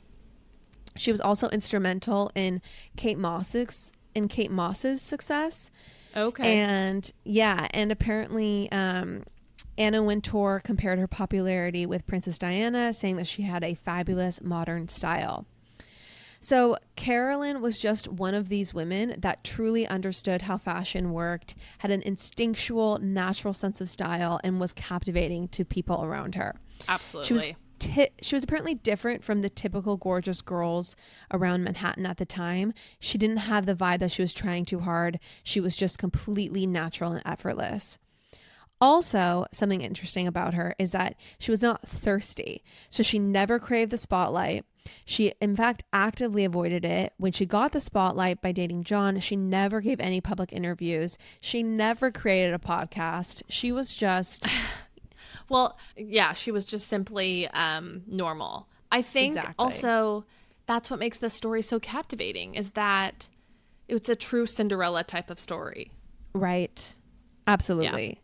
Absolutely. So there's a lot of tales on how they met. There's nothing confirmed. There's a theory that they met at an event in 1994 for Calvin Klein, and it was said that she played hard to get, and that drove John crazy because he was literally like the American prince. Apparently, she went by Deb's rules. Yeah, exactly. Another rumor was that they met while he was shopping at Calvin Klein. The rumor is that he left the store with 3 suits, 6 shirts, a bunch of ties, and Carolyn's number. So that's a little meet cute rumor for y'all. Love it. Okay, so around 1994 they start dating. They are not exclusive, as we said at the beginning, as we said earlier, and because he's also dating Daryl Hannah at the time. Apparently this crushed Carolyn, and at one point her mom writes to her and says, "Carolyn, get on with your life. Love, Mom." Wow. So I thought that was kind of funny. Some tough love, very Deb. So what finally ends things between John and Daryl? Well, let's just say it was a fateful, untimely end for Daryl's dog. Oh my gosh, the Kennedy curse even applies to animals. So John took Daryl's dog for a walk in NYC and accidentally dropped the leash. The dog apparently ran into traffic, got hit by a car, and died. No. Oh my gosh. Daryl was devastated and insisted that John get the dog cremated and personally fly the remains to LA, where she was going to hold a funeral for the dog. And this, I guess, was the opposite of what John wanted to do. He wanted to do, especially while his mom was in extremely poor health. So John sends the dog's ashes in a plain wooden box. And this is just the nail in the coffin for Daryl. She's infuriated and she dumps John. The fact that he did not send the dog's ashes and something more impressive was... I mean, you would think that JFK Jr. could spring for a nice vase or something, but guess not. He's just not a dog guy, okay? Apparently not. That's very sad. Also crazy that she dumped him. Do you know that Daryl Hannah was in Forrest Gump? Of course I knew Daryl Hannah was in Forrest Gump. I didn't know who Daryl Hannah was. No, yeah, of course. And she had a kid with Neil Young? This is shocking. So after the tragic perishing of the canine and the wooden box faux pas, John and Carolyn start dating exclusively. Okay. And by June, a month after his mother's death, he starts telling his close friends about her. They spend the summer of 1994 together, and by the end of the summer, he wants to introduce her to his family, the Kennedy family, the storied Kennedy family. Carolyn, apparently more than anyone who John had been with, this is a quote from one of his friends, said that she would stand up to him and confront him, and John knew he needed that. Okay. Yeah. Love that. Okay. Love that. Okay, so the next tale is very, very interesting. It's all about her meeting the Kennedys. I just have to say at the top, I am someone who gets stress bowel movements around like situations like this. In fact, I wasn't allowed to be dating when I was like 15, and every time I would encounter my boyfriend's parents, my like secret boyfriend's parents, I would get like stress bowel movements. I'll leave it at that. So all that is to say that I cannot even imagine how stressful this would have been. Oh, really? See, I'm always quite confident meeting parents. Like, I mean, I'm definitely more confident now, but the first time I met Ben's parents, I was totally like, not like stressed, but super nervous. I mean, the thing is like, I'm confident meeting people's parents, but only because I feel confident around normal people. Like if I was getting engaged to Barack Obama's son or something, let me just say, like some fictional son, I would be terrified. Like, can you imagine some like trashy pop apologist hoe, like with basically no esteemed accomplishments walking in? Oh my gosh. Oh no. You'd be sent home before, dinner was even served.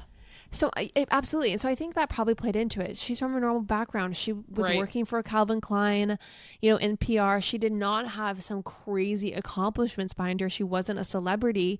And so really it would be extremely intimidating to meet this storied family. Beyond intimidating. Okay, so apparently this event happened, the meet happened over Labor Day weekend at Hyannis Port, the annual Kennedy clam bake. Chandler. What? Can you imagine? You pull up. Oh, I have the chills. Just imagine you're dating this American royalty and you pull up and this dude, it's 3 white mansions on 6 acres of beachfront property. Like, yes, I would be embarrassed of myself, but I would also fully feel like this was the life I was meant for. Oh, no, it's unfathomable. Unfathomable. I mean, to have grown up to knowing like of the family name and then to feel like you have a chance at joining that is out of control. Out of control. I cannot even imagine how nervous she was and just how fabulous this weekend was. Right. So apparently Carolyn was completely shocked by how formal these Kennedy gatherings were. Even though they were just family weekends, right. Everyone was in suits and dresses, but she did dress appropriately. She wore a white silk shirt with a mauve blouse and a pink scarf draped around her neck. Very elegant. Very elegant. Carolyn, though, bombed her first dinner at the Kennedy compound on that. I'm assuming this is in the, like, Hamptons, Hyannisport, on that Hyannisport weekend. No. It's in Massachusetts. Whatever. It's like on the Cape. Tomato. I think I literally think I'm going to Hyannisport like at the end of August. Cape Cod. To be dramatic. Like a Southern California hoe is all the same to me. Oh Wait, you are going to Cape Cod? Yeah, I'm going to Cape Cod in August. Oh, for what? For vacation. I know, but like just with Ben? Like the group that I went to Nantucket with last year. Remember that whole thing? Fun. Remember when you were like, "Oh, I get it. You're going to Nantucket." We had a blast. So we're there taking 2 extra another spots? Trip. No. Can Kagan and I come? No, there's not 2 extra spots. Sorry. Wait, really though? Are there really for sure not? I know for a fact there's not. And all the air mattresses are sold out on Amazon until the end of time. Whatever. Okay. So she bombs the first dinner. Wait, what happens?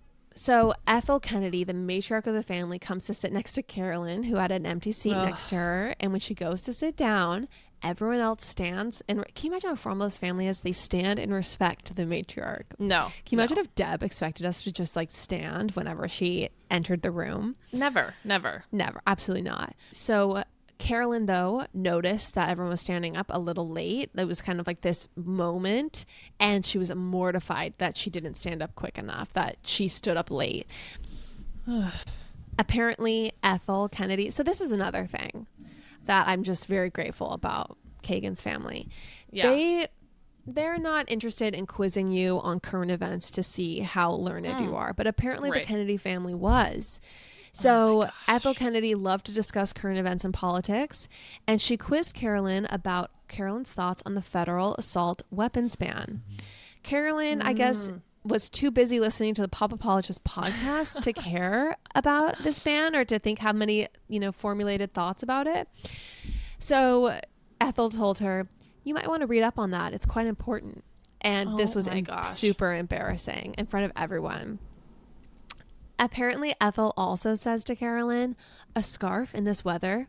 I'm feeling overheated just looking at you." And then Carolyn, yes. It's like it's beyond bitchy.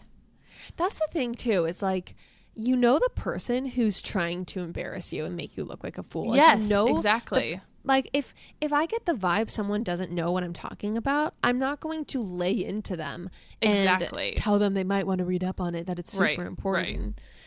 Right. So anyway, quite rude. And this really lays a foundation for their relationship. Carolyn doesn't enjoy being around his family, and that is a huge source of strain for them in their marriage. So apparently the dinner was not just the end of Carolyn's faux pas. The rest of the weekend was a disaster too. She missed a few meals because John forgot to tell her that there was a sign-up sheet for breakfast and lunch. Seems a little strange that you'd have to sign up for breakfast and lunch. It's a little campy for the America's royal family, but okay. Yeah. And she also had trouble keeping people's names straight.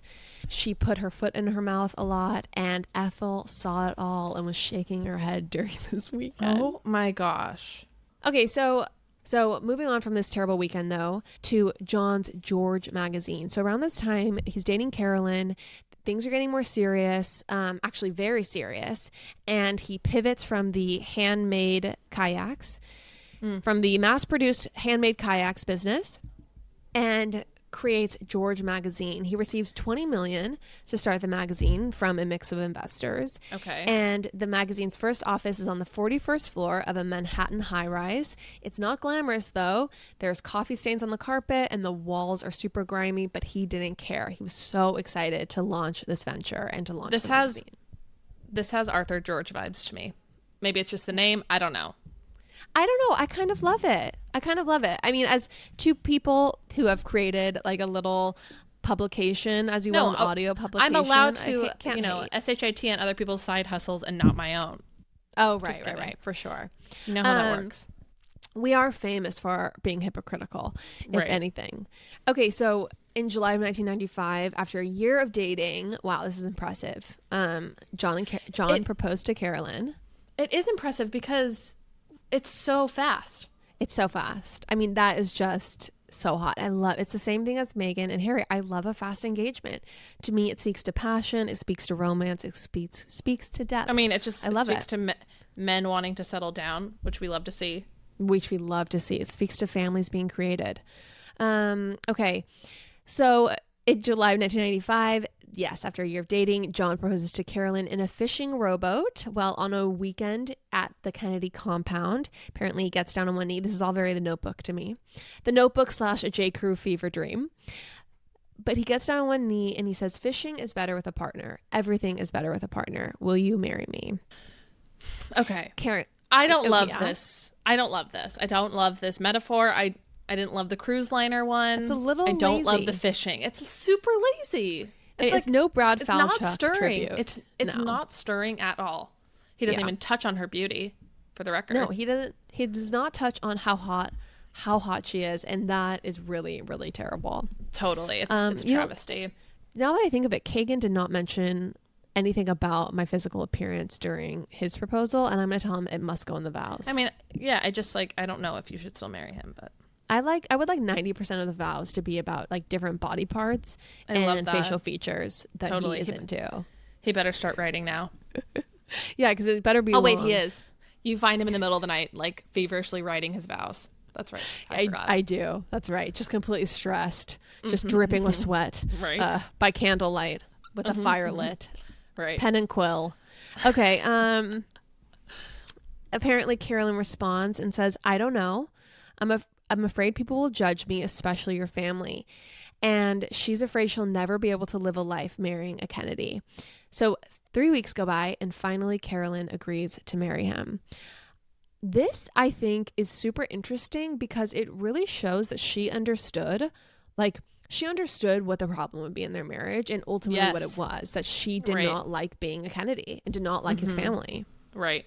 And I'm sure saw the strife of Jackie and, she just wasn't blind to any of it. Right. The ring was a delicate platinum band of diamonds and sapphires. It's just alternating diamonds and sapphires. It was similar to one that his mother had. They kept the engagement quiet for a few weeks and only told their closest friends, because they knew the press would be all over them. Also, this was right before the launch of George Magazine, and apparently someone leaks it to the press. So not wanting the press to focus on his engagement, John made a public statement that they were not engaged, and this was very upsetting to Carolyn. I used to primarily focus on the outer layer of my outfit, everything that people can see. And I have realized that was really doing a disservice to my overall look when I wasn't also focusing on my shapewear and my bras and my underwear. Wearing really high quality shapewear and underwear can give you such a boost, and it really makes your clothes look so much better. I highly recommend for all of your shapewear, loungewear, and bras and underwear, Skims. Skims is the go-to brand. Their Fits Everybody plunge bra is one of my current favorites. It's supportive without feeling like armor, and it's smooth under basically everything. I love everything from the Fits Everybody collection, from the bras to the thongs. You cannot go wrong. Skims has truly changed the game. If you're slowly upgrading your basics and want pieces that actually make getting dressed feel easier, this is one of the most low effort switches that can make a real difference. Shop my favorite bras and underwear at skims.com. After you place your order, be sure to let them know we sent you. Select podcast in the survey and be sure to select Pop Apologist in the drop-down menu that follows. Okay, so that is up to the engagement. Chandler, do you want to take us from here beyond the Yes. engagement and into that stormy Yes, Martha's please. Vineyard evening? So let's talk about a few fights that happened during their engagement. All right. Okay. John and Carolyn are out to dinner with friends. And what we're going to see is that Carolyn is resistant to going to a lot of Kennedy family events, obviously because it's terrible to be with his family. And so they sort of get into it. And, you know, he says, don't come with me. Hell if I care. I'm sick of having this same fight. And he says, you know, you're crying because you don't want to have fun on the beach with my family, which is like not what it is at all. Like they have to Right, sign up totally. and for breakfast, lunch, or breakfast and lunch, and also like wear Right. suits and dresses. Carolyn gets up, she runs out. His turns to his friends. I mean, it's also like pretty tacky to fight in front of your friends, in my opinion. But he turns to his dinner companions and kind of asks if he should go after her, and they're like, "Don't be an idiot, go after her." And you know, he goes and looks for her in the streets of Manhattan, doesn't find her, and you know, he says to them, she took a cab back to the apartment. I guess, what a big baby. Not a good look.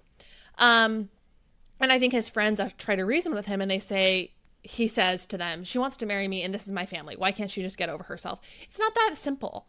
And his friends say, do you know how hard it is to blend in with the Kennedys? And, you know, and now you're making her feel bad about it. Like, this would take a very long time to grapple with.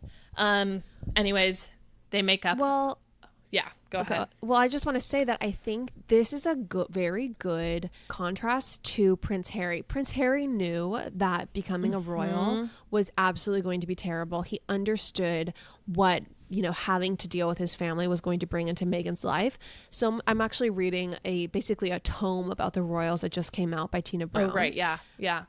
It's so good. I'm going to do a full deep dive on the pod.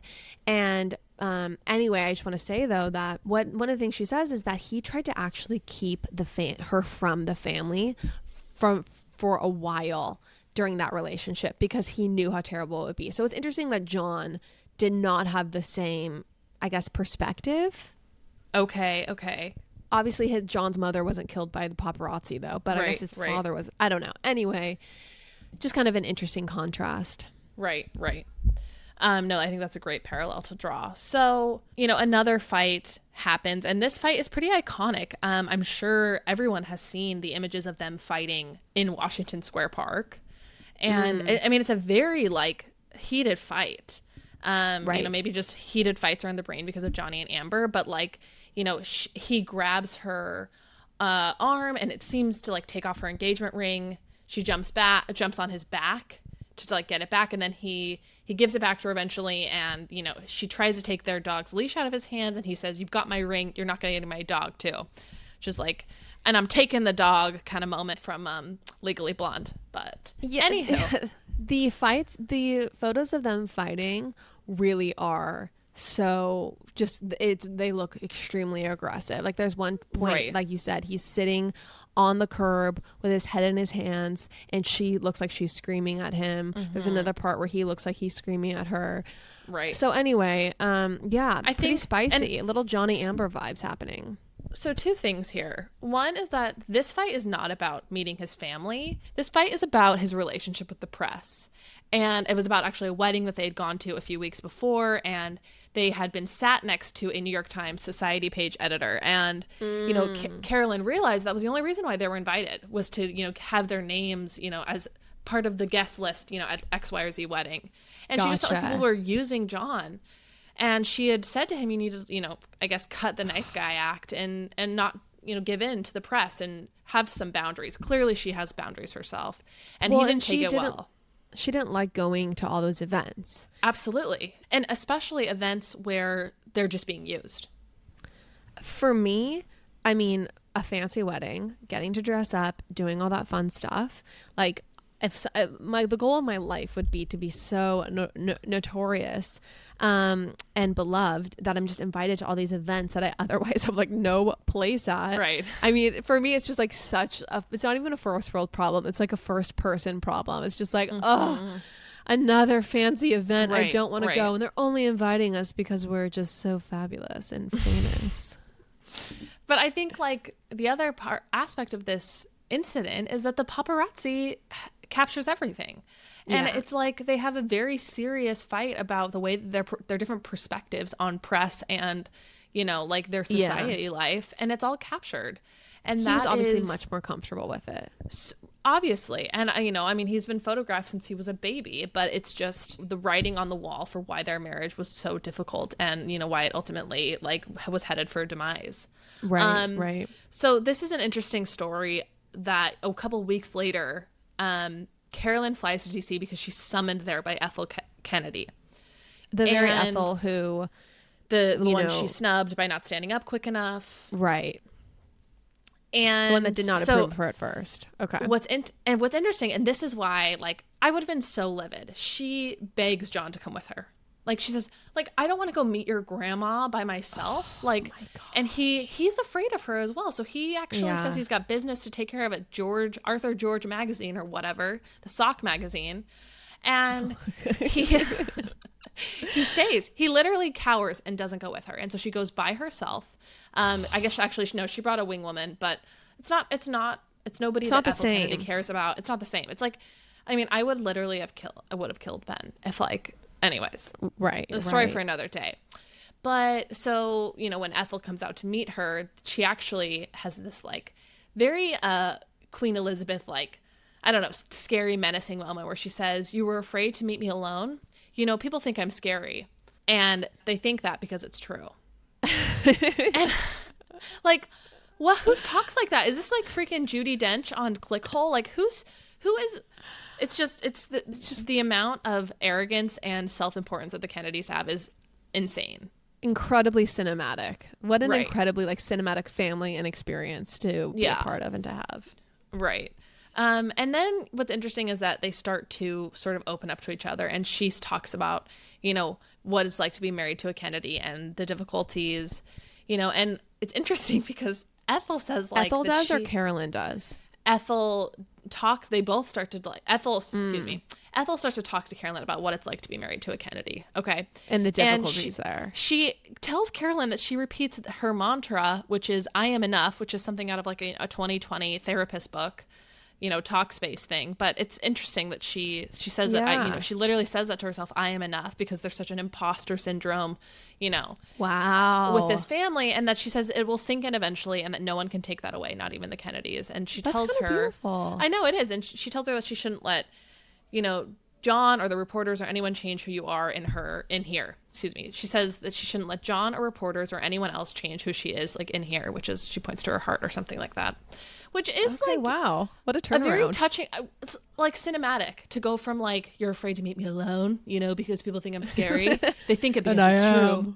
It's like Jason Bourne or whatever. Yeah. So clearly this is some sort of turning point, and maybe this makes, you know, Carolyn feel better about the trajectory of their engagement and their relationship moving forward. Okay. So let's talk about their wedding, which was iconic. It took a CIA level of effort to plan this wedding because it was a complete secret. Wow. And one thing I realized one thing that I saw was that John's gift to her was a wedding that felt real to them. It was a wedding that didn't have paparazzi or fans or the whole, you know, show, dog and pony show. It was a very real wedding. And I thought that was so touching because knowing her perspective on the press and their life in the limelight, you know, it was a grand gesture for him to have this wedding be a complete secret. Yeah. So just a few notes about the secrecy and how insane it was. The guests were given days' notice, okay? And when they were given notice, they didn't know when or where it was going to take place, because obviously the press would have had a heyday. So there was like no chance of leaks. I mean, only 40 people were invited. And so 40 is so small. Like it's impossibly small when you're from the Kennedys, to the point where he only a lot of his family was not invited. He only invited like one cousin from every family, which is pretty insane. Yeah. So 40 people, and they had no heads up. You know, they were just like, basically from what I've gathered, they were told to buy a plane ticket to Florida. Okay. When they were, you know, let in like, hey, something's happening, they had to buy a plane ticket to Florida. And then from their flight in Florida, they were driven to a town in Georgia. They still don't know where they're going. Okay. And they got on a lobster boat that then took them to the island. So cool. And they just like set off in darkness. Like nobody knew where they were going even on the boat. And a Wow. lobster boat is not fancy. It is not a, it's not a river cruise. It is a like lobster fishing boat. Right. And they arrived to, it's just, I mean, there's footage because one of John's friends, Billy, captured everything with his like handheld camera. That's kind of the only footage we have. And they arrived to a twinkling light dinner. And only upon rising the next morning do they realize where they are, which is Cumberland Island off of the coast of Georgia. That's so cool. Like, I mean, what it's- an experience. I bought the secret tapes or something, and it's like this whatever footage this is from Billy, and it's beautiful okay. to watch. You can have my login. You're welcome. We should try to put some of it up on Instagram. Yeah. For the peeps. So just a little note about this island. It's extremely remote and small. It's a mile off the coast of Georgia, and only 50 residents live there, which is crazy. Okay, yeah. I mean, it's just I love everything about this because I love the idea of a low-key wedding. As someone who's having kind of more of an actual 3-day affair, Right. I just love the idea of this casual island wedding. It's so rad. Both have their perks, but this was really such a beautiful juxtaposition for like the life that they'd had and the life that they were going to have that was unfortunately really cut short. So let's talk about the ceremony. They had the wedding at a small church. I mean, you'll recognize this church from that iconic photo, which I'll post in the teasers of them leaving. It's very old. There's no electricity. There's no air conditioning. And the guests are seated and ready to arrive. John arrives a little bit late because he claims he couldn't find his shirt. And Carolyn actually had a dress malfunction where when she was literally getting the dress put on her, it wouldn't go over her head. So they had to someone was had some quick thinking and they put a silk scarf around her head and shoulders, and that was able to let the dress slide down. But they had to redo her hair and makeup. And, oh my gosh, how stressful. And the dress is pretty simple looking, but just knowing that there was this whole malfunction and that so there was still no this zipper on the procession. dress. I don't think so. Yeah. Wow. And so she was 2 hours late to her own wedding, which caused there to be no daylight. And it basically turned into this stunning candlelit wedding because they just grabbed some of the religious candles from the altar or whatever and lit those around the church. Okay, that I have the chills. I'm just going to say, I think that this is so cool, and it makes sense because that in that iconic photo of her exiting the church where we all, have a spiritual moment witnessing that stunning, simple dress, I think that it makes sense now because they're in darkness. It's clear that it's at night. Well, so how interesting. And I don't think that night weddings are really done all that much. It was truly a mistake that they left the church when it was dark outside. Right. Wow. So yeah, and then they just have this intimate reception with people and with other dearest friends and family, and yeah, it's just an iconic moment that people really don't know about. Is the video of the reception or is it of the church? I think it's both. I think it's almost it's not of everything. I'm gonna from stop start to saying finish. wow. No, you should watch it. It's lovely. And you can hear some of their vows, I'm pretty sure. You can hear his speech to Carolyn, at the dinner where he says really, no one has changed my life more than Carolyn or something like that. It's much better than the fishing speech, I'll tell you that much. Wow. Okay. Yeah. So, another note, guests drove in convertible Jeeps through the pouring rain to the reception. It was very rugged. It was not super posh. Yeah. Very cool. So, although this is something I want to say. Yeah. I want to say that on some level, it's if you had, I'm sure it would be beautiful, but there's something about having a wedding in a rundown, old church with no AC and then having to drive through the rain and the ruggedness. The reason why it's so cool and compelling is because it's set against all of their wealth and all of the event that could have happened. So I think that's kind of funny. It's like a marvel that they were so rugged and undone for their wedding because they're so rich and hoity-toity. Right. Correct. Yeah. Amazing. Okay. Exactly. Can we talk about the dress though? Yeah, let's talk about the dress. So her dress was designed by Narciso Rodriguez. He was a friend of hers, from her days as a Calvin Klein publicist. And this really like spotlighted him and catapulted him into, stardom as a designer, because it was just so beautiful. And the dresses at the time were more ball gowny. They were much more like big and ornate. And so, this was kind of an iconic design because people were just not simplifying in this way. In fact, like I even heard of one designer, I think it's one of the guys from Queer Eye, and he was like, people wouldn't even feel comfortable wearing a slip dress out to an occasion or like a dinner party, let alone to their wedding. Wow. So it was just a very, very bold expression. Well, I think that time. also, obviously, it's emblematic of her personal style. It's very true to her. But also it fits the event, right? A 40-person, very rugged, simple event. It definitely fits the event. And I think that I really wanted a simple silhouette for my dress, kind of to go with a similar vibe. But I just almost felt like it didn't fit the event. Like I needed a dress that kind of was like fit the mood.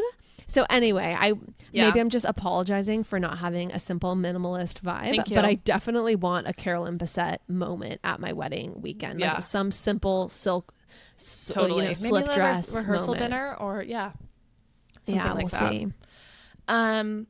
Okay, so that's the wedding, and I think it's definitely worth everyone watching any and all like films about this because it's really iconic and the photos are beautiful and they both just look stunning. And I think like the leaving the church photo is just now something I absolutely want at my future wedding. Like it's so amazing. It's so much more special than any other staged like family photo or like here we're posing, next to whatever. Right. Anyways. Right. Absolutely. Really special about it. It's similar to the photo of them where she's wearing his jacket and leaning back into him, and she's wearing a black dress and has red lipstick on. That iconic photo. Anyway, just and I think, absolutely in love with them. All of the photos that they have together, they just truly seem so passionate and in love. Right. So, to take a sharp left, let's talk about their early marriage. And, they have a blissful couple of weeks honeymooning, but, upon returning to New York, the usual, fanfare and press shenanigans just pick right back up where they left off. And we start to see that, John is spending a lot of time working on George Magazine. And if he's not working, he's spending a lot of time with either his friends or, the Kennedy family, which we know she doesn't love to join.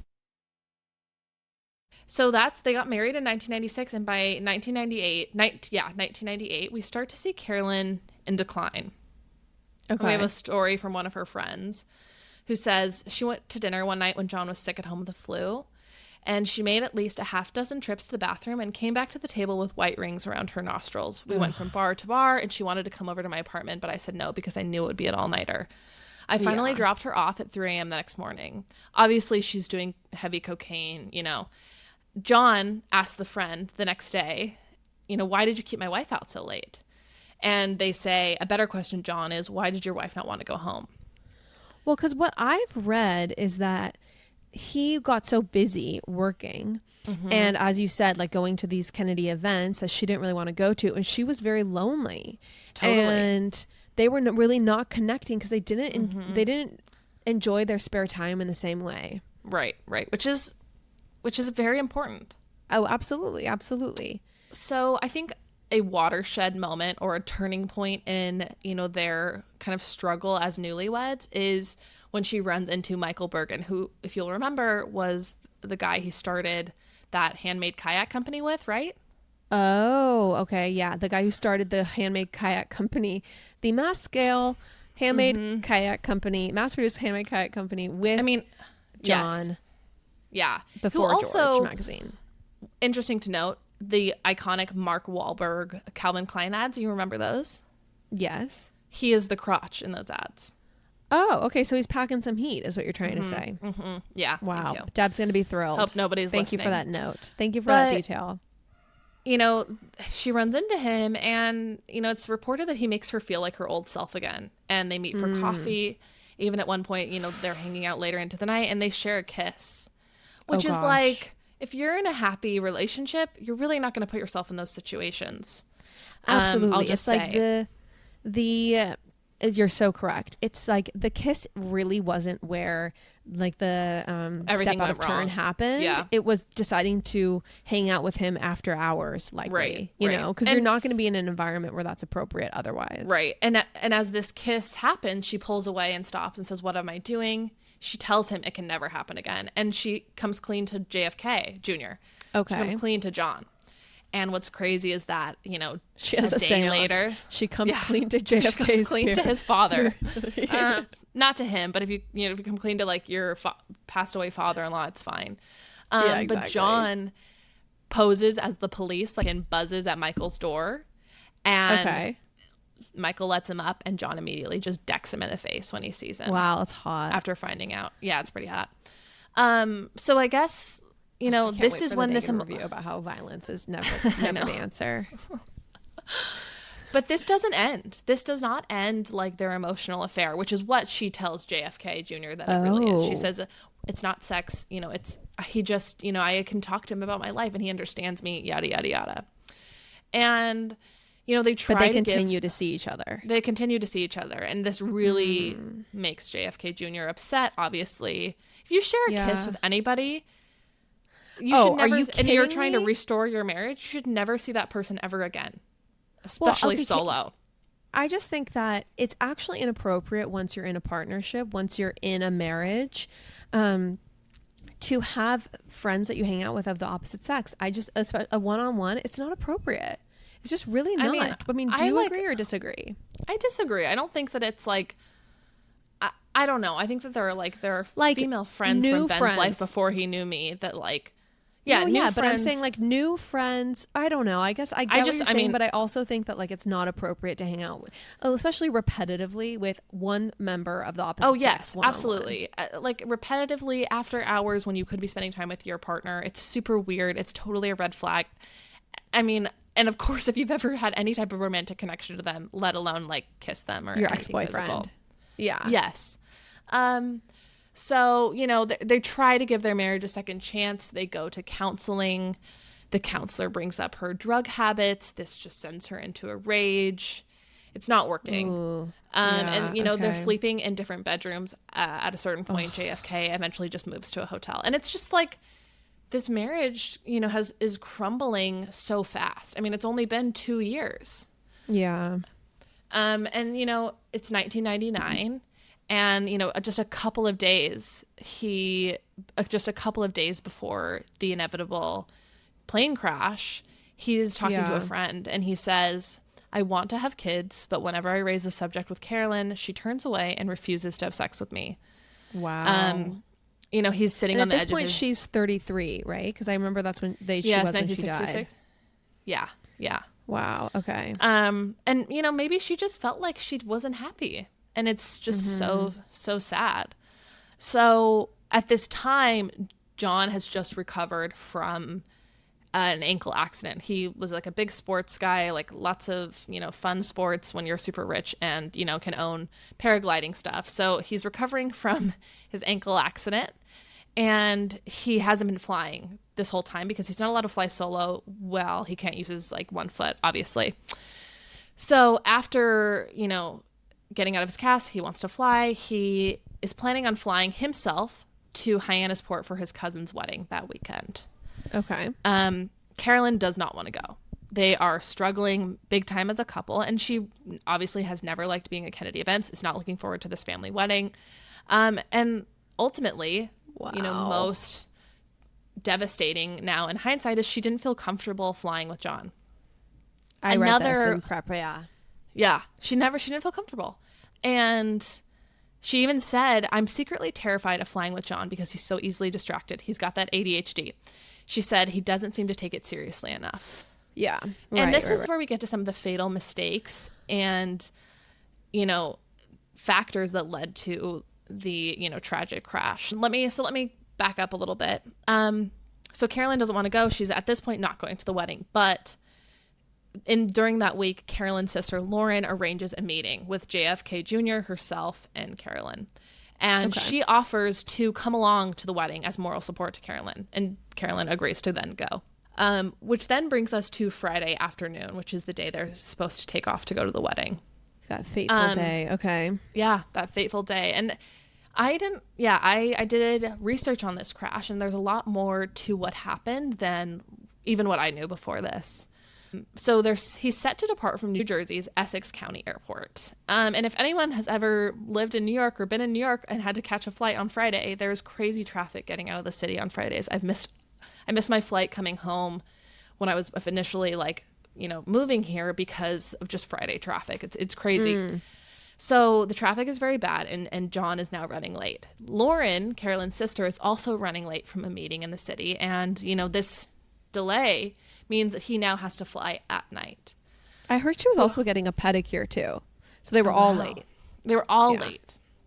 And, another factor is that John has only had this plane for, I think, 11 weeks. He's still getting used to it. And all of the flights before had been with an instructor. And even one of his flying buddies or somebody who was in this realm with him said, hey, this is different from your Cessna. This is a different plane that you really need to understand and, be up to speed with in order to fly it safely.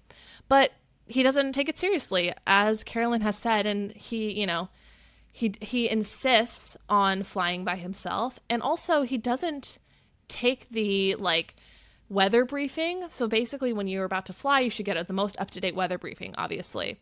And he declines to do that. He doesn't have time, doesn't want to. And the conditions are hazy, and there's cloud cover above Martha's Vineyard, which is the current weather conditions as he takes off. Ugh. And under visual flight rules, it's barely acceptable for him to take off. So anyways, he takes off nonetheless. And I think that this is where it becomes interesting, where it's clearly, honestly, his fault. He was just one of those dudes who thought that he was invincible, and on some level just was not careful enough. No. And this is what went wrong. Right. Absolutely.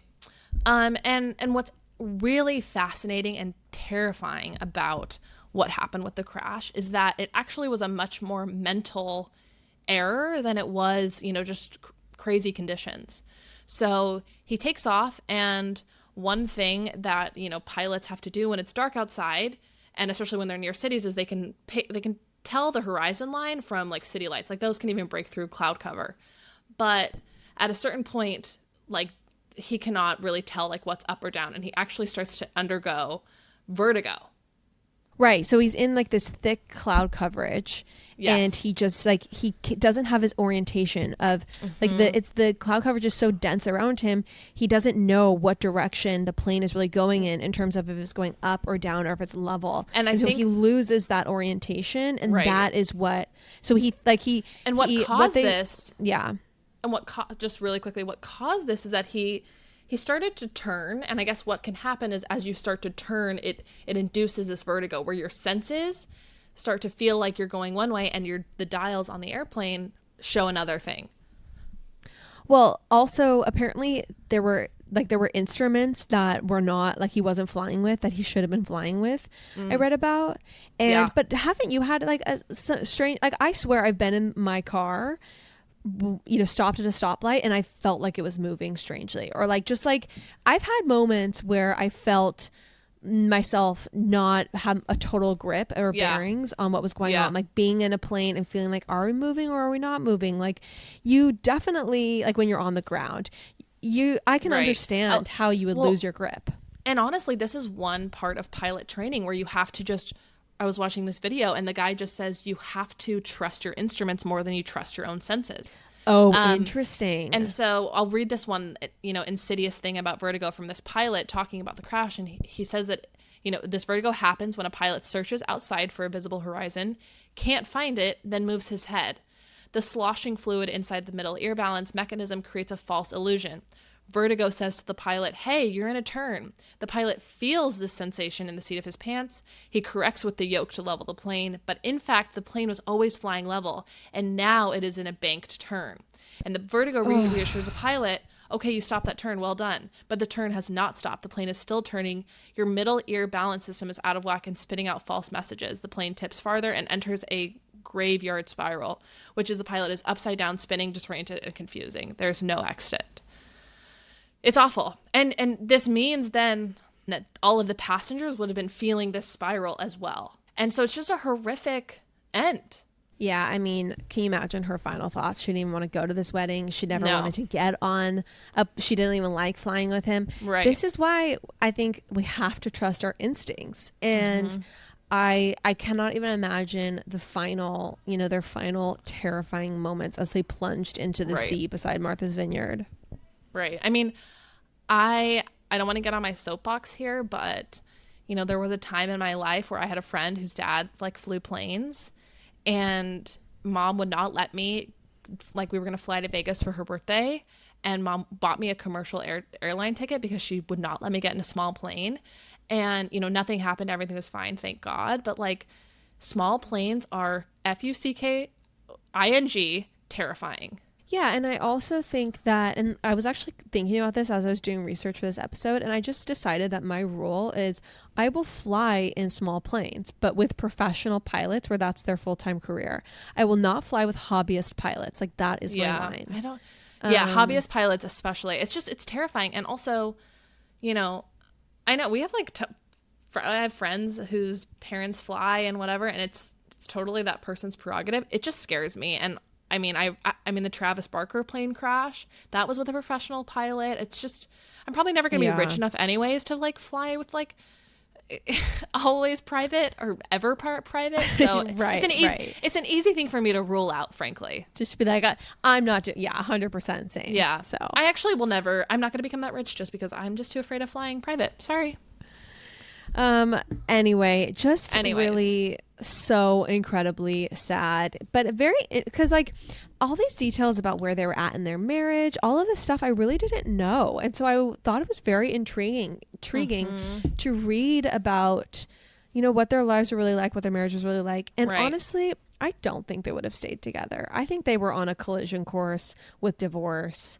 Really. Yeah, I think ultimately marriages where you are becoming a part of such a crazy established family that has so much writing on you expectation wise, I just think those marriages are kind of doomed. I definitely think though I would have thrived as a Kennedy. I think if they could have gotten past my murky history and just really all of your the content, whether you're airing your dirty laundry, my pure embarrassment, if they could have gotten past the fact that I have a Patreon account, I really would have thrived as a Kennedy. I would have loved going to the events. I would have looked up the current events before meeting Ethel. I just think I really would have killed it. Weapons ban.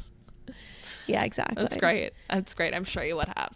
Yeah. Anyway, Lauren, I think you would have been a stunning Kennedy. And honestly, I wish you would have become one just so that I could have some of the perks besides the flying. I mean, my engagement photos were fully cosplaying as the Kennedys. Aren't we all? Aren't we all? Yes, we are.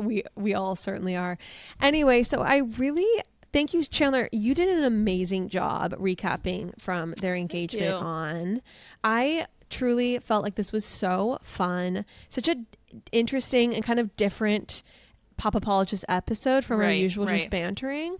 So you guys, if you like the episode, please leave us a 5-star review. Let us know that you want more of this kind of narrative content, these deep dives. Thank you. Love you guys. All right. Thank you, everyone. Love you. Bye. Pluto TV has thousands of free movies and TV shows. What? This is the mindset. Free. This is the mantra. Free. This is the mindset. With movies like Joe Dirt, Pixels, and 50 First Dates. This is awesome. And TV shows like Survivor, SpongeBob SquarePants, The Fairly Odd Parents, and Ghosts. Pluto TV is always free. Huzzah! Pluto TV. Stream now, pay never. You're welcome.